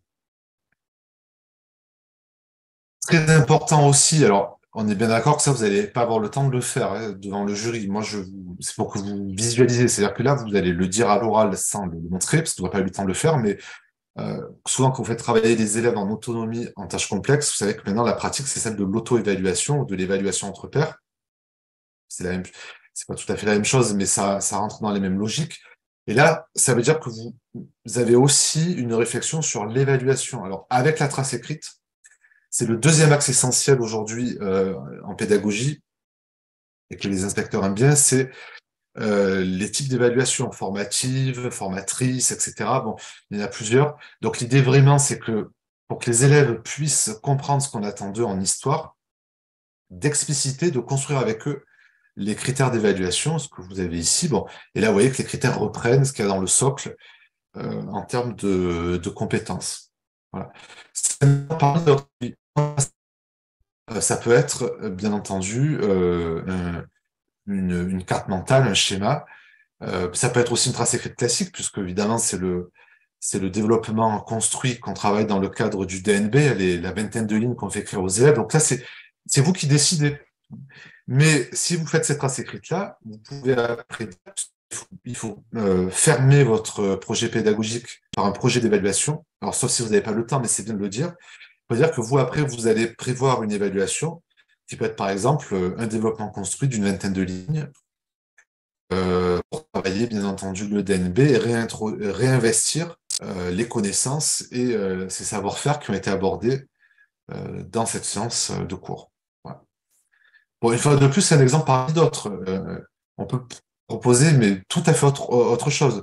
Si on ne fait pas de tâches complexes, on peut proposer le travail sur un ou deux documents, par exemple. Vous savez que dans une séance de cours, il faut éviter de trop se disperser en termes de documents. D'ailleurs, c'est une tendance actuelle conseillée par les inspecteurs qui est plutôt de limiter au maximum le nombre de documents, voire d'avoir un seul document qui quitte tout autre sens. Alors, c'est pas toujours le cas selon les sujets que vous abordez, mais il faut éviter la dispersion documentaire. Voilà. Bon, c'est déjà 8h moins le quart, c'est que ça passe vite, mais est-ce que vous avez des questions, des remarques? Je parlerai quand même de la géographie après, mais peut-être plus vite. Bon, puis si on dépasse un peu 8h, c'est pas grave. Ça va? Notamment sur la partie pédagogique, je sais bien que... Alors la partie pédagogique, peut-être celle qui est la, la moins cadrée, entre guillemets, par rapport à la partie scientifique, mais là, je vous ai donné quand même quelques pistes pour construire votre réflexion. Oui, alors il y a une question. Donc, donc Déborah va vous donner la parole, parce que moi, je ne peux pas le faire. Je n'ai pas les droits. Ah, attendez. Attends, je n'ai pas vu de main. Ah si, ça y est. Oui, c'est Ça y est. Christophe. Attends.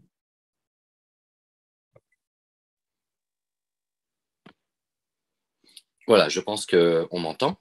Oui, Très bien. Alors, j'ai bien noté qu'on présente les renouvellements historiographiques, bien entendu. Alors, il peut arriver que sur certains sujets, il y a des polémiques particulièrement virulentes. Je pense par exemple au quasi-affrontement qu'il y avait entre Patrick Boucheron et Dominique Barthélémy, avec voilà, des textes oui. qui finalement Ah, étaient oui. un débat scientifique, mais il y avait même un peu des attaques ad nominem pratiquement des fois. Et si on a un sujet où la polémique existe, j'aimerais savoir voilà, quel est le risque que l'on prend, comment se positionner. Oui, alors la série, vous faites allusion à une querelle qui a été violente chez les médiévistes. Alors c'est vrai, comme vous le dites, en fait, il y en a tout le temps, si vous voulez, et il y en a encore aujourd'hui, il y en aura encore d'autres, et si vous voulez, bon, c'est ma théorie un peu personnelle, mais plus l'université d'histoire et les sciences sociales sont en crise, et ça fait, c'est plus certains historiens sont dans des polémiques qui peuvent paraître un peu stériles vu du terrain et vu de l'extérieur. Alors c'est vrai que l'histoire est parsemée de débats historiographiques. Alors moi je vous conseille évidemment surtout de ne pas prendre position. Alors d'abord, il y a des polémiques sur lesquelles le jury sera plus ou moins au courant si vous voulez. Après vous allez faire en fonction de ce qu'il y a en bibliographie. Après, les sujets qu'on vous donne sont des sujets, à mon avis, suffisamment larges sur lesquels vous n'aurez pas besoin de prendre parti ou en tout cas sur lesquels vous n'avez pas d'inquiétude à avoir en vous disant ben, si je lis tel auteur, je vais complètement passer à côté du sujet parce que l'autre raconte totalement des choses différentes, voyez. Voilà. Alors après, si vous savez qu'il y a un débat, ben, vous dites oui, voilà, il y a deux, trois livres là, ils sont pas d'accord. Un grand classique, c'est quand vous avez un sujet sur la Première Guerre mondiale. Vous savez, les deux écoles, alors maintenant c'est un peu calmé, mais il y a toujours eu cette opposition entre l'école de la contrainte et l'école du consentement pour expliquer évidemment la mobilisation des soldats, le conditionnement des soldats dans les tranchées. Voilà, une fois que vous avez dit ça, vous rentrez pas dans les détails. Ça, c'est pas votre problème, si vous voulez. Donc voilà, vous inquiétez pas.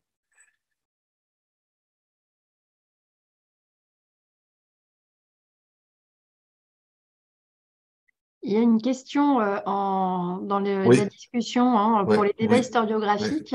oui. Avez-vous un ouvrage à conseiller? Comment identifier ces débats rapidement? Je me permets de lire la question. Un ouvrage à conseiller, c'est-à-dire sur... En gros, je pense qu'il résumerait les grands débats historiographiques. Est-ce que ça existe? Est-ce que c'est finalement propre à chaque thème qu'on pourra avoir un ouvrage qui parle des débats sur ce thème? Alors, il y a quelques ouvrages. Alors, c'est vrai que alors, je pense qu'il faudrait qu'on fasse une conférence que sur ça, sur l'historiographie, l'épistémologie, parce que c'est vrai que c'est une bonne question. Hein, c'est un bloc très très important. Vous avez en fait les bouquins d'historiographie classique. Vous avez par exemple le petit livre de Nicolas Offenstadt chez les presses universitaires du Mirail, qui s'appelle Les mots de l'histoire ou Les mots de l'historien, je sais plus, petit livre jaune. Et après, vous avez sinon, vous allez avoir en fait le bouquin sur les écoles historiographiques qui avait été fait par Guy Bourdet, si je dis pas de bêtises. Et alors, encore plus récemment, vous avez... alors attendez, il faudrait que je retrouve la référence, mais il y a un manuel d'historiographie, et, enfin un manuel d'initiation aux études en histoire destiné aux étudiants, mais qui peut être utilisé aussi par vous, qui a été fait gratuitement en ligne par un collectif d'historiens il y a un an ou deux. Voilà, ça vous le trouvez très facilement en ligne. Voilà. Et après, oui, de toute façon, après, ça va être du cas par cas. Ça, c'est clair que voilà, il n'y a pas de... Mais un jour, ça viendra. C'est un projet sur lequel je suis en train de travailler. Je suis en train de constituer un collectif d'auteurs. Et je pense que d'ici 2 ans, on fera ce type de livre. Et d'ailleurs, je précise aussi pour la géographie, parce que c'est un autre problème. La géographie aussi pose un certain nombre de soucis du point de vue épistémologique et de l'actualisation des connaissances. Mais parce que, vous voyez, il peut y avoir beaucoup de livres très intéressants, mais qui sont un peu dispersés. Voilà. Et c'est vrai que pour des candidats comme vous, pour ce concours, c'est peut-être pas très utile. En tout cas, c'est pas suffisamment ergonomique. Voilà.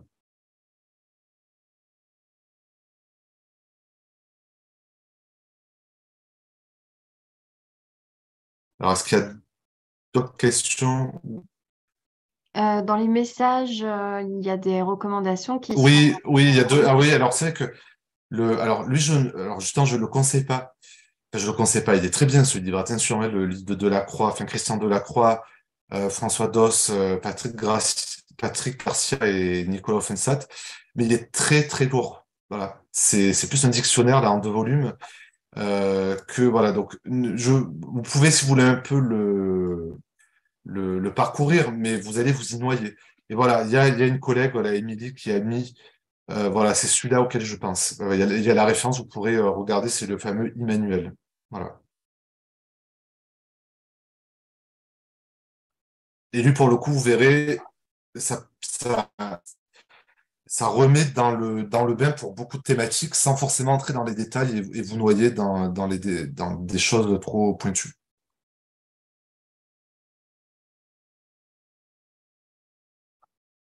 Alors c'est qu'on arrive. Alors, est-ce que Déborah, on continue sur la géographie ou je laisse tomber et on fait ça plus tard? Qu'est-ce que tu... Bon, la géographie, si je me lance dans la géographie, il y en a pour jusqu'à 8h15, 8h20. Est-ce que ça va pour tout le monde? Oui, moi je pense, Ouais, j'avoue, moi les deux me vont, mais je préfère oui, laisser peut-être la décision à notre public. voilà. Que vous pouvez, s'il vous plaît. Alors, les hockey, c'est pour oui, j'imagine. Enfin, c'est pour l'option continue. Oui, bon, voilà. OK. On continue. Alors, on continue. Alors, un autre sujet en géographie. Alors, bon, je sais bien que la majorité des candidats ne sont pas géographes ou n'ont pas fait depuis un certain temps, alors, hormis évidemment ce que vous faites dans vos classes. Mais c'est la moitié des points à l'oral. Et moi, je pense que c'est presque plus facile de se démarquer grâce à la géographie que grâce à l'histoire. Parce que on ne voit pas tant que ça de très bonnes leçons en géographie, pour les raisons que je viens d'indiquer, alors que vraiment, des fois, le jury, je vous assure, attend des choses assez basiques. Ce qu'on va vraiment regarder, c'est votre raisonnement de géographe. Là, si vous voulez, les excuses de dire, mais moi, je ne suis pas géographe, je suis historien, ça, de toute façon, ça, c'est complètement... c'est vrai, c'est pas une excuse pour le jury. Là, vous êtes historien et géographe à parité.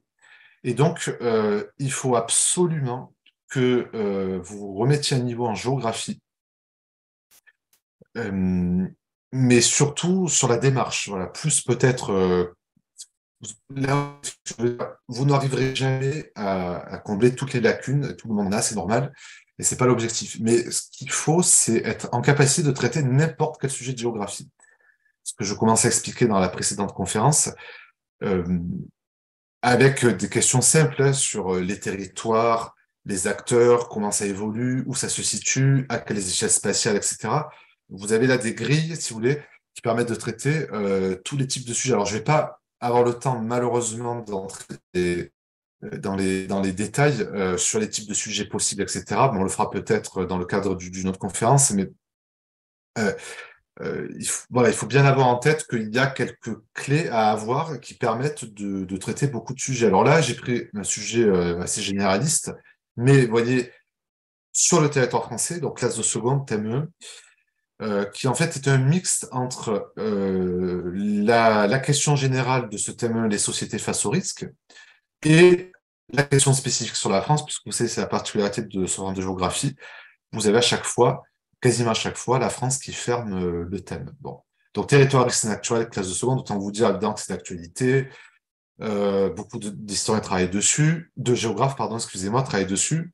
Bon, d'historiens d'ailleurs aussi, le risque en histoire est très à la mode. Et avec en plus la question de la transition, du changement climatique, etc., qui peut aggraver, vous le savez, les risques euh, naturels, les dégâts climatiques. Bon, voilà, vous voyez de quoi je veux parler, j'ai pas le temps d'en dire plus, mais là aussi, il faut être au point là-dessus. Il y a d'ailleurs de bonnes doc photos qui ont été faites là-dessus récemment, des livres aussi.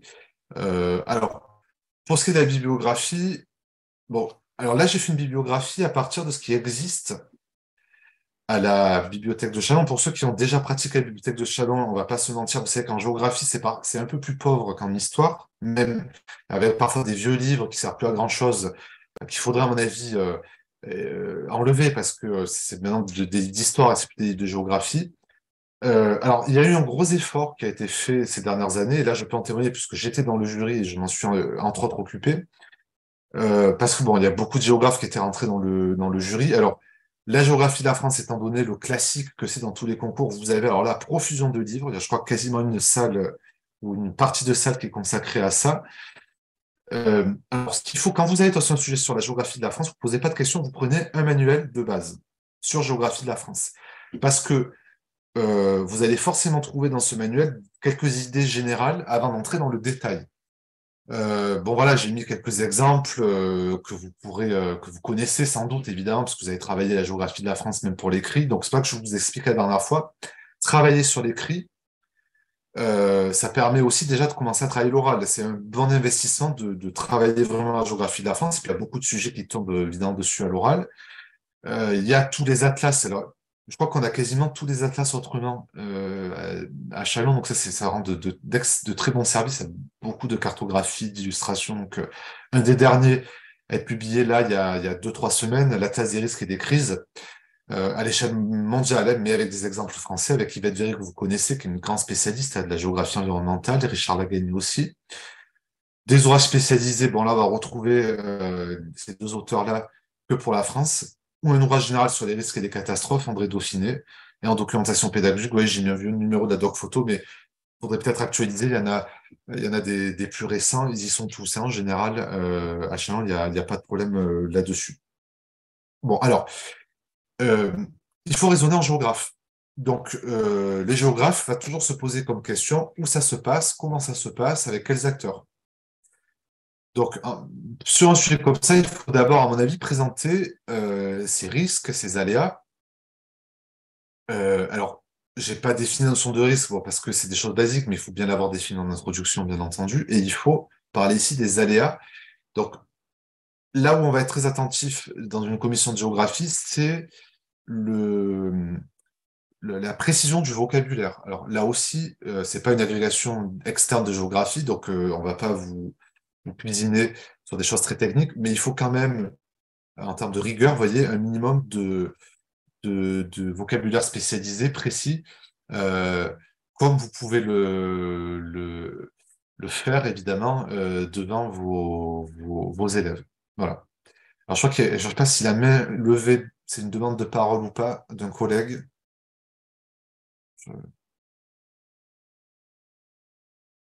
Si Déborah, Alors, il y a une question écrite. Alors, peut-il y avoir dans la bibliothèque les tout derniers numéros des revues? Oui. Ah oui, alors, Normalement, peut-être. c'est bon hein, pour le micro. Ouais, merci Déborah. Alors, je réponds à la question du collègue, de Christophe. Alors oui, alors nationalité au Xe siècle, je suis pas sûr. Alors, c'est possible, je veux pas être mauvaise langue, c'est possible. Alors, ce qui arrive aussi, ce qui est bien d'ailleurs, c'est que les membres du jury peuvent apporter, enfin pour la durée de la session, peuvent prêter une partie de leurs propres livres. C'est pas les livres qu'ils ont forcément écrits, mais les livres qu'ils ont avec eux, vous voyez, dans leur bibliothèque. Moi, je les fais chaque année. Ça, une année, je me souviens, j'avais apporté 30 ou 40 livres sur des sujets divers et variés, actualisés, vous voyez, pour que les candidats puissent avoir des choses actualisées. Donc, pourquoi pas, oui. En général, la doc photo, il y a un abonnement de toute manière du jury, et ils se les échangent entre le CAPES et la grecque, donc c'est possible que l'histoire et la doc photo, vous ayez les numéros, alors peut-être pas le dernier, vous voyez, mais jusqu'à fin 2022, c'est fort probable. Voilà. Et donc, oui, la question de la collègue, pardon, qui... C'est Magie, normalement. Magie, tu peux parler. Hein. Oui, Pardon? Tu peux parler, Vous vas-y. Ah, oui, vous m'entendez? oui, Oui, ah oui, oui, c'est par rapport, oui, toujours à la bibliographie qui est des fois un peu, il y a des aléas et puis oui. on n'a pas tout. Est-ce qu'il y a un livre ou un document ou un manuel qui peut servir un peu de couteau suisse et qui peut permettre de revenir sur des grandes thématiques en géographie? Vous voulez dire en géographie de manière générale? Oui, oui, ouais, voilà, c'est ça. Alors oui, alors il y a des bouquins un peu généraux de. Alors un bouquin que j'aime bien, un petit dictionnaire. Je crois qu'il y est dans la bibliothèque. C'est le dictionnaire, vous savez, de trois géographes. Vous avez déjà vu parce qu'ils font des manuels scolaires, Beau, Bourgeat, Bras, Mhm. et chez Hatier, je crois, collection Chez initiale. Atier. Voilà. Alors là, oui, moi je pense que ça peut sauver la vie pour beaucoup de sujets, Ouais. sur tout type de sujet en géographie. Ouais. Moi, j'avais regardé aussi la géographie, pourquoi, comment Oui. Alors, oui, oui, mais le problème, c'est que ça, c'est très épistémologique, en fait. ouais, C'est très oui, je trouve. épistémologique. C'est vrai parce qu'il y a des moments, ça nous renvoie à chaque fois à d'autres termes et on fait. Et puis, des fois, je cherche des définitions très simples, en fait. Oui, ben voilà. Ouais, c'est ça. Pour les définitions très simples, vous allez sur celui-là parce que alors vous avez aussi des gros dicos, Lévi-Lusso, etc., mais qui sont trop techniques. Donc moi, je pense Ouais. que c'est mieux. Et après, dans les bouquins, alors par exemple, dans les manuels sur la France, alors je sais pas, Florence Smith, elle a sorti, vous savez, avec Stéphanie Becher, elle a Oui. sorti l'Atlas, je sais plus le titre, bon. Mais je sais pas s'il y a de. Ouais, on va le retrouver. Hein. Il y a il y a des trucs. Après, bon, on fait tous, voilà, on a tous fait des manuels sur la géographie de la France, mais dedans, vous allez avoir du lexique. Alors, moi, je vais pas faire de la publicité pour mon livre, mais il est évidemment il est, il est au, il est dans la bibliothèque Achelon et Ouais. vous avez, il y a des sujets corrigés, Ouais. il y a un lexique. Voilà, mais vous allez trouver, je pense, c'est pour ça que je vous dis, quel que soit le sujet, géographie de la France ou pas, prenez un manuel général, Ouais. ou ce dictionnaire-là de mes collègues là, dont j'ai parlé, parce que ça peut vraiment sauver la mise. Parce qu'avant de rentrer, vous voyez, dans des trucs hyper spécialisés, il faut commencer par les choses générales et la méthode, voilà, c'est-à-dire le raisonnement en géographie. Merci. Je vous en prie.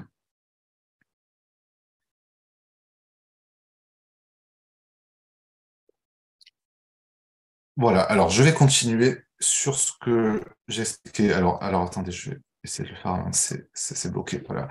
Donc, diversité des aléas. Bon, les aléas climatiques hydrologiques, les crues, les inondations, les aléas climatiques. Alors, là, il ne s'agit pas de faire un inventaire à la Prévert. Il faut les présenter, puis vous allez faire le choix d'en développer un, vous voyez, de manière géographique. Et surtout, n'oubliez pas, je l'avais déjà expliqué, quand c'est la France, de vous poser la question s'il faut intégrer ou pas l'outre-mer. Là, dans un tel sujet, se passer de l'outre-mer, ça serait fâcheux. Donc, il faut absolument parler des risques tropicaux, évidemment spécifiques à la localisation de ces territoires, notamment des îles. Vous avez parlé des cyclones, par exemple. Et ça peut, alors, voilà, par exemple, ici. Là aussi, vous savez, alors là, pour la géographie, il faut des documents géographiques. Je précise, hein, parce que ça, c'est quelque chose parfois qui fait défaut. Alors, vous allez faire avec ce que vous trouvez, certes, mais c'est des éléments que là, vous pouvez trouver facilement dans les manuels de lycée, de collège ou dans les manuels universitaires que vous allez trouver.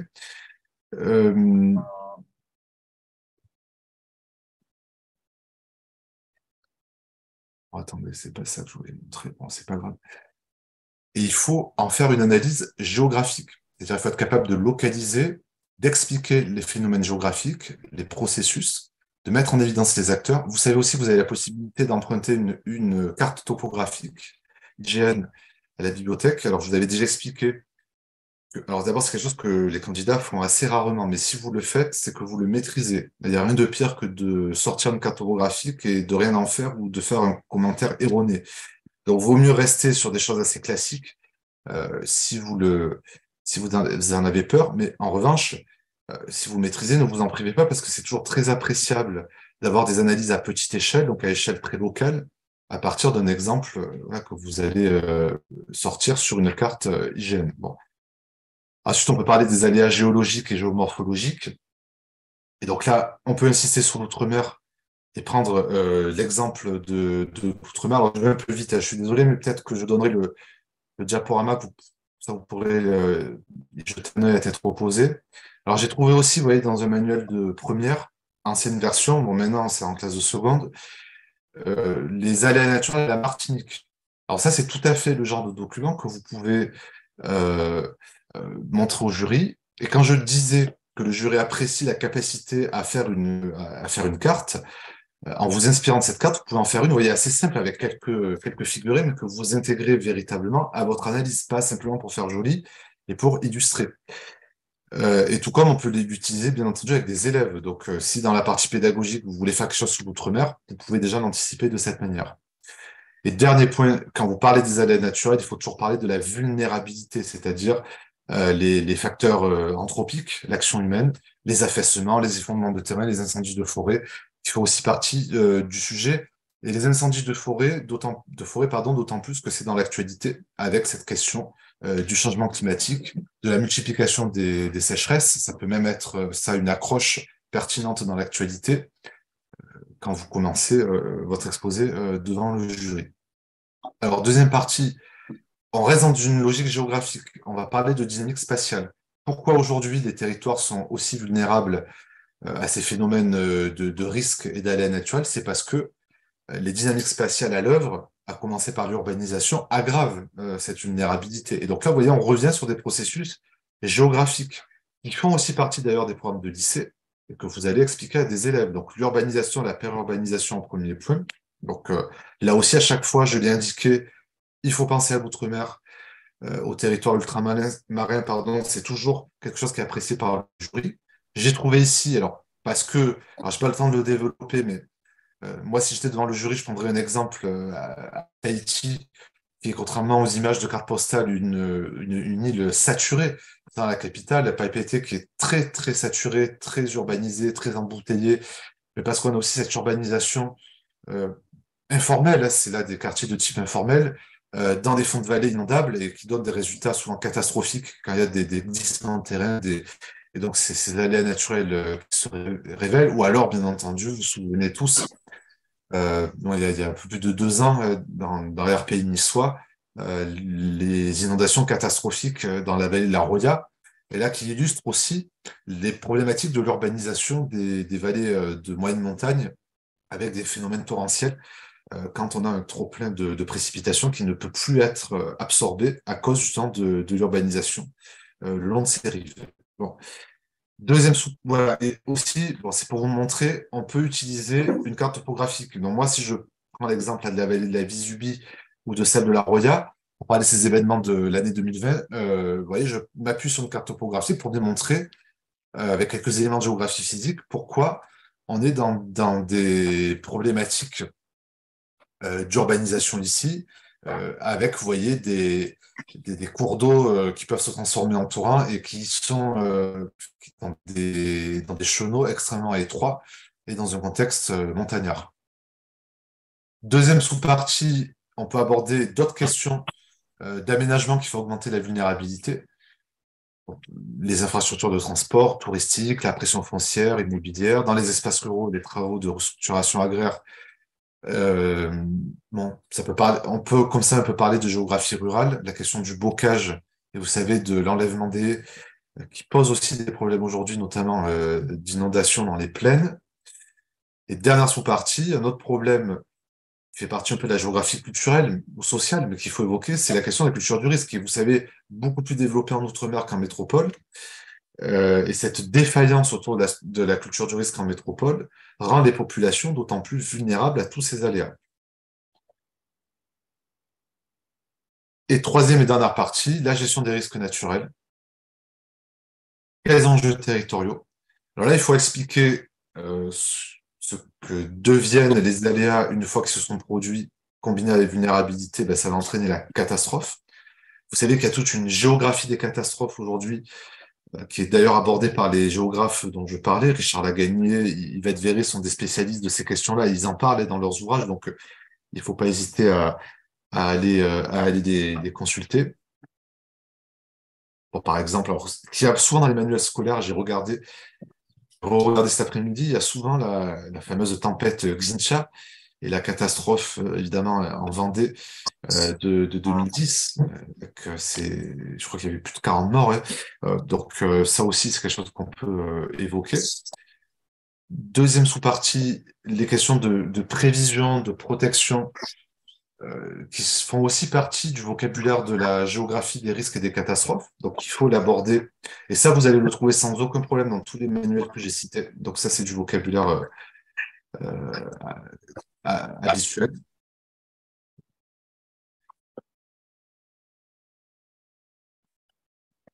Dernière sous-partie, parce que c'est dans le... Alors, je sais pas ce qui se passe, j'ai des retours de son, peut-être un micro qui est resté ouvert. Alors, je sais pas si vous pouvez bien fermer les micros parce que ça parasite un peu. Merci. J'ai fait. Tu peux y aller. Ça devrait être bon maintenant. Merci Déborah. Alors, dernière question abordée, les questions environnementales.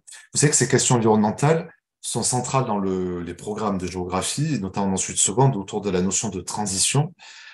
Mais ils sont aussi désormais, de plus en plus pris en compte par les géographes dans leurs analyses, notamment par les géographes qu'on appelle les géographes de l'environnement. Et la question des risques et des catastrophes s'y prête parfaitement. Et donc là, c'est l'occasion aussi d'aborder aussi un peu la géographie prospective qu'on retrouve aussi d'ailleurs dans les programmes scolaires, c'est-à-dire comment préparer nos territoires, les populations d'aujourd'hui à ces risques du futur, avec, selon toute vraisemblance, à moyen terme, l'aggravation des aléas, des risques et donc potentiellement des catastrophes, d'autant plus qu'ils peuvent se combiner avec des risques de nature totalement anthropique, ce qu'on appelle les risques technologiques ou les risques industriels. Et on peut terminer par la question des conflits d'usage, parce que en plus, on a des conflits qui vont se nouer entre différents acteurs autour des questions d'aménagement du territoire, dans lesquels on va retrouver de manière centrale la problématique des risques et donc des catastrophes. Bon. Voilà ce qu'on pouvait dire de manière un peu rapide sur cette partie scientifique. Et pour ce qui est de la transposition pédagogique, alors je ne vais pas détailler comme je l'ai fait tout à l'heure, parce que je pense que vous avez compris la méthode, mais j'insiste pour la géographie. Ce qui est souvent faisable et appréciable, c'est la démarche de l'étude de cas, parce que d'abord, elle se trouve évidemment dans les programmes scolaires et parce que elle est quand même au cœur de l'analyse géographique. Donc, vous avez tout à fait la possibilité d'organiser toute votre transposition pédagogique autour d'une démarche d'étude de cas et en reprenant, bien entendu, certains éléments, certains documents que vous avez utilisés dans la partie scientifique. Alors, c'est là où on peut justement mettre une photo, un extrait de carte topographique et un schéma que vous avez fait vous-même. Alors là, ce qui peut être intéressant, on peut dire que vous travaillez la démarche de l'étude de cas et que dans cette démarche d'étude de cas, vous travaillez aussi la compétence, vous voyez, construire un croquis, le langage cartographique, le langage graphique. Et dans ce cas, vous faites vous-même le croquis que vous allez faire à vos élèves et vous expliquer pourquoi vous les faites travailler comme ça. Donc, ça permet d'avoir, vous voyez, une illustration graphique devant le jury que vous avez peut-être eu le temps de préparer au propre dans votre préparation, puis que vous avez scanné, donc il va apparaître sur votre diaporama, et vous expliquer les tenants et les aboutissants de ce travail. L'idée, c'est vraiment à la fois que ce croquis apporte quelque chose en termes de, ouais, d'informations scientifiques, mais aussi qu'il montre comment vous avez fait travailler à vos élèves cette démarche du langage cartographique qui fait partie, je le rappelle, vous le savez, des méthodes, des compétences à faire travailler à vos élèves de la classe de seconde jusqu'à la classe de terminale et dans une logique de progressivité. Et en s'appuyant bien sûr sur les acquis du collège. Voilà, bon, je suis allé un peu vite pour la géographie, mais je suis disposé à répondre à vos questions si vous en avez, n'hésitez pas.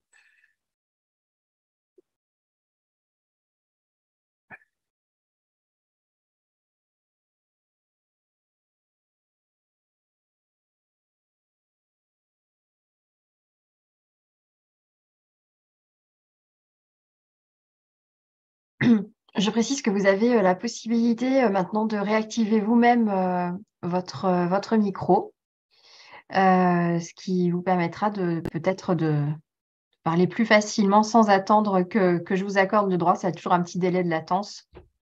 J'espère que ce sera plus confortable pour vous. Alors, j'ai une question. Je ne sais pas si on m'entend. Oui, tout à fait, Benjamin. Ok. Bonjour Bonjour. Yannick, merci pour cette conférence. Sur le document d'accroche, en fait, je suis toujours un peu mal à l'aise parce que ça reste tout de même un document d'illustration. Et je me demande si le document d'accroche doit revenir ou pas dans la présentation scientifique et la transposition pédagogique.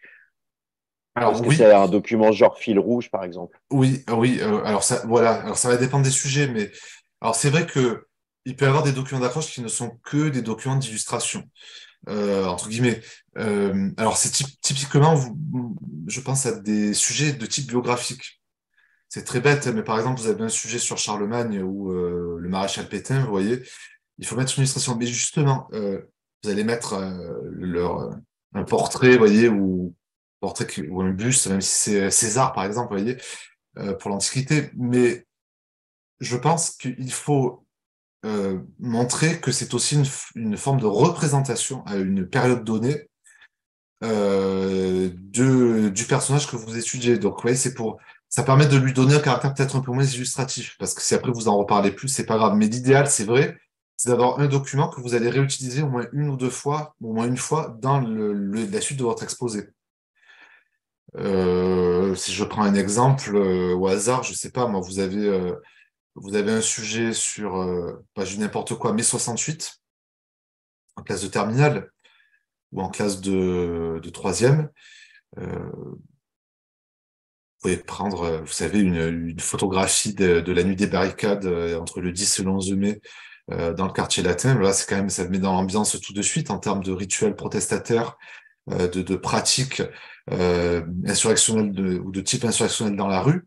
Et ça, vous allez le réutiliser un peu plus loin parce qu'on peut imaginer que vous allez faire toute une sous-partie sur le retour des barricades, l'occupation de la rue, les enjeux symboliques et politiques autour de la rue, etc.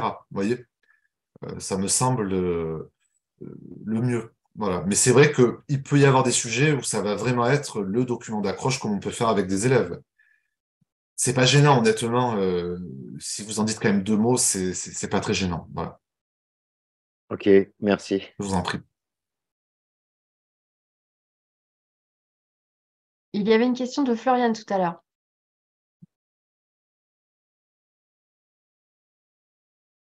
Alors oui, j'écoute. Oui, Oui, merci beaucoup pour cette conférence. je vous Ça en nous prie. donne plein de pistes et puis ça complète bien, je trouve, les rapports du jury. Euh, D'après vous, d'après votre expérience, qu'est-ce qui fait la différence? Parce que on est tous là, on est tous motivés. Je pense qu'on va tous bien appliquer la méthode. qu'est-ce qui va faire la différence finalement à l'oral? Alors, je dirais que moi, je trouve que beaucoup de choses se jouent sur la méthode. Alors, évidemment que voilà, vous êtes tous professeurs. Euh, voilà, il y a euh, vous avez tous de l'expérience, vous savez en général vous exprimer à l'oral, vous savez tenir le temps. Donc là, vous voyez, de ce point de vue, c'est des choses que vous maîtrisez. Mais moi, je trouve que c'est vraiment sur la manière dont vous avez analysé dès le départ le sujet et donc le plan que vous faites, la problématique que vous faites, qui font la différence. Après, autre chose aussi, c'est la partie pédagogique qui est souvent bâclée ou un peu convenue dans le sens où vous n'allez pas forcément avoir une vraie réflexion pédagogique, mais vraiment donner des choses que vous pensez attendues par le jury sans vraie réflexion. Moi, je trouve que c'est vraiment à ces deux niveaux-là que ça se joue. Voilà. Après, vous avez raison. Après, ça reste un concours, donc forcément, il n'y a qu'un seul candidat sur deux en moyenne qui est retenu à l'issue de l'oral. Euh, donc, il y a beaucoup de facteurs. Il y a aussi le facteur stress. Moi, j'ai déjà vu des candidats vraiment paralysés par le stress, qui arrivent quand même à faire l'oral, mais on sent qu'ils sont pas, vous voyez, au maximum de leur capacité. Bon, ça peut arriver aussi.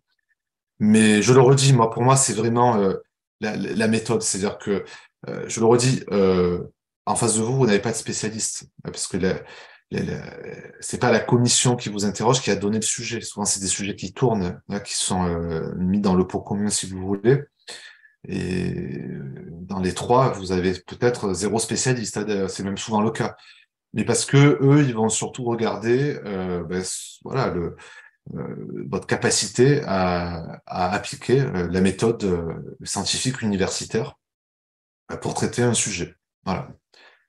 C'est pour ça que ne vous mettez pas en stress si vous tirez un sujet un peu pointu en vous disant, mon Dieu, il faut que je lise 3 thèses en 5 heures pour traiter le sujet, parce que c'est pas du tout l'état d'esprit de l'épreuve.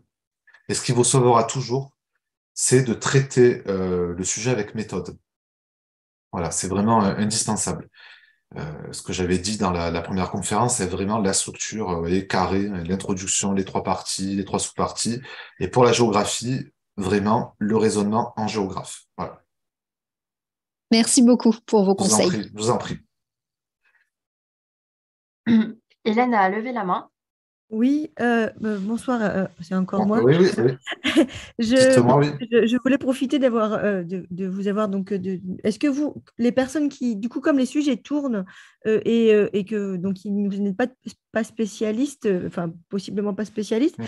est-ce que donc vous avez, enfin, est-ce qu'on peut savoir comment ça se passe de votre côté? Du coup, vous avez des fiches avec ce qui est attendu, ou est-ce que vous jugez au visu avec les connaissances que vous avez, les 3 personnes de la C'est commission? ça. C'est ça, non, non, on n'a pas de fiche, on n'a rien du tout, hein. C'est vraiment à l'aveugle. Et mon expérience me fait dire que c'est bien, si vous voulez.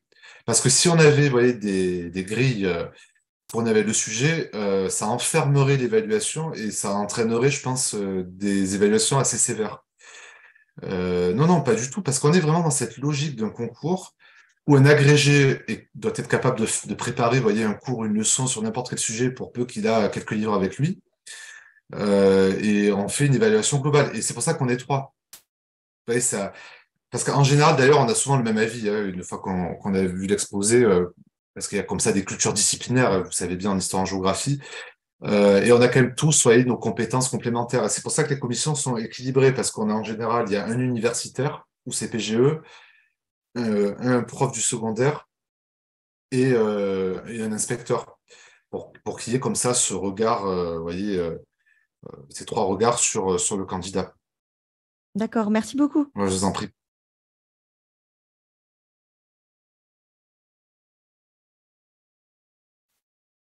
Alors, n'hésitez pas, s'il y a encore des questions, même si l'heure est tardive, j'y répondrai avec plaisir.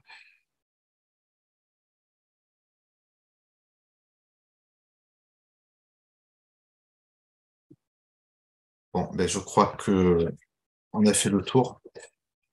Effectivement, on a fait le tour. Ouais. Bon, Merci écoutez, beaucoup, Yannick. je t'en prie, Déborah. J'espère que ça vous aura été utile à cette conférence et la précédente. L'objectif, c'est vraiment d'être dans du concret. Donc, que vous passiez le concours plus tard ou que vous le passiez là dans 4 semaines, voilà, je vous souhaite la meilleure préparation possible. Gardez confiance toujours en vos capacités. Le mental, vous le savez, joue un rôle important. Et puis, les clients-notes seront à vos côtés pour continuer à vous aider. Voilà. Tout à fait.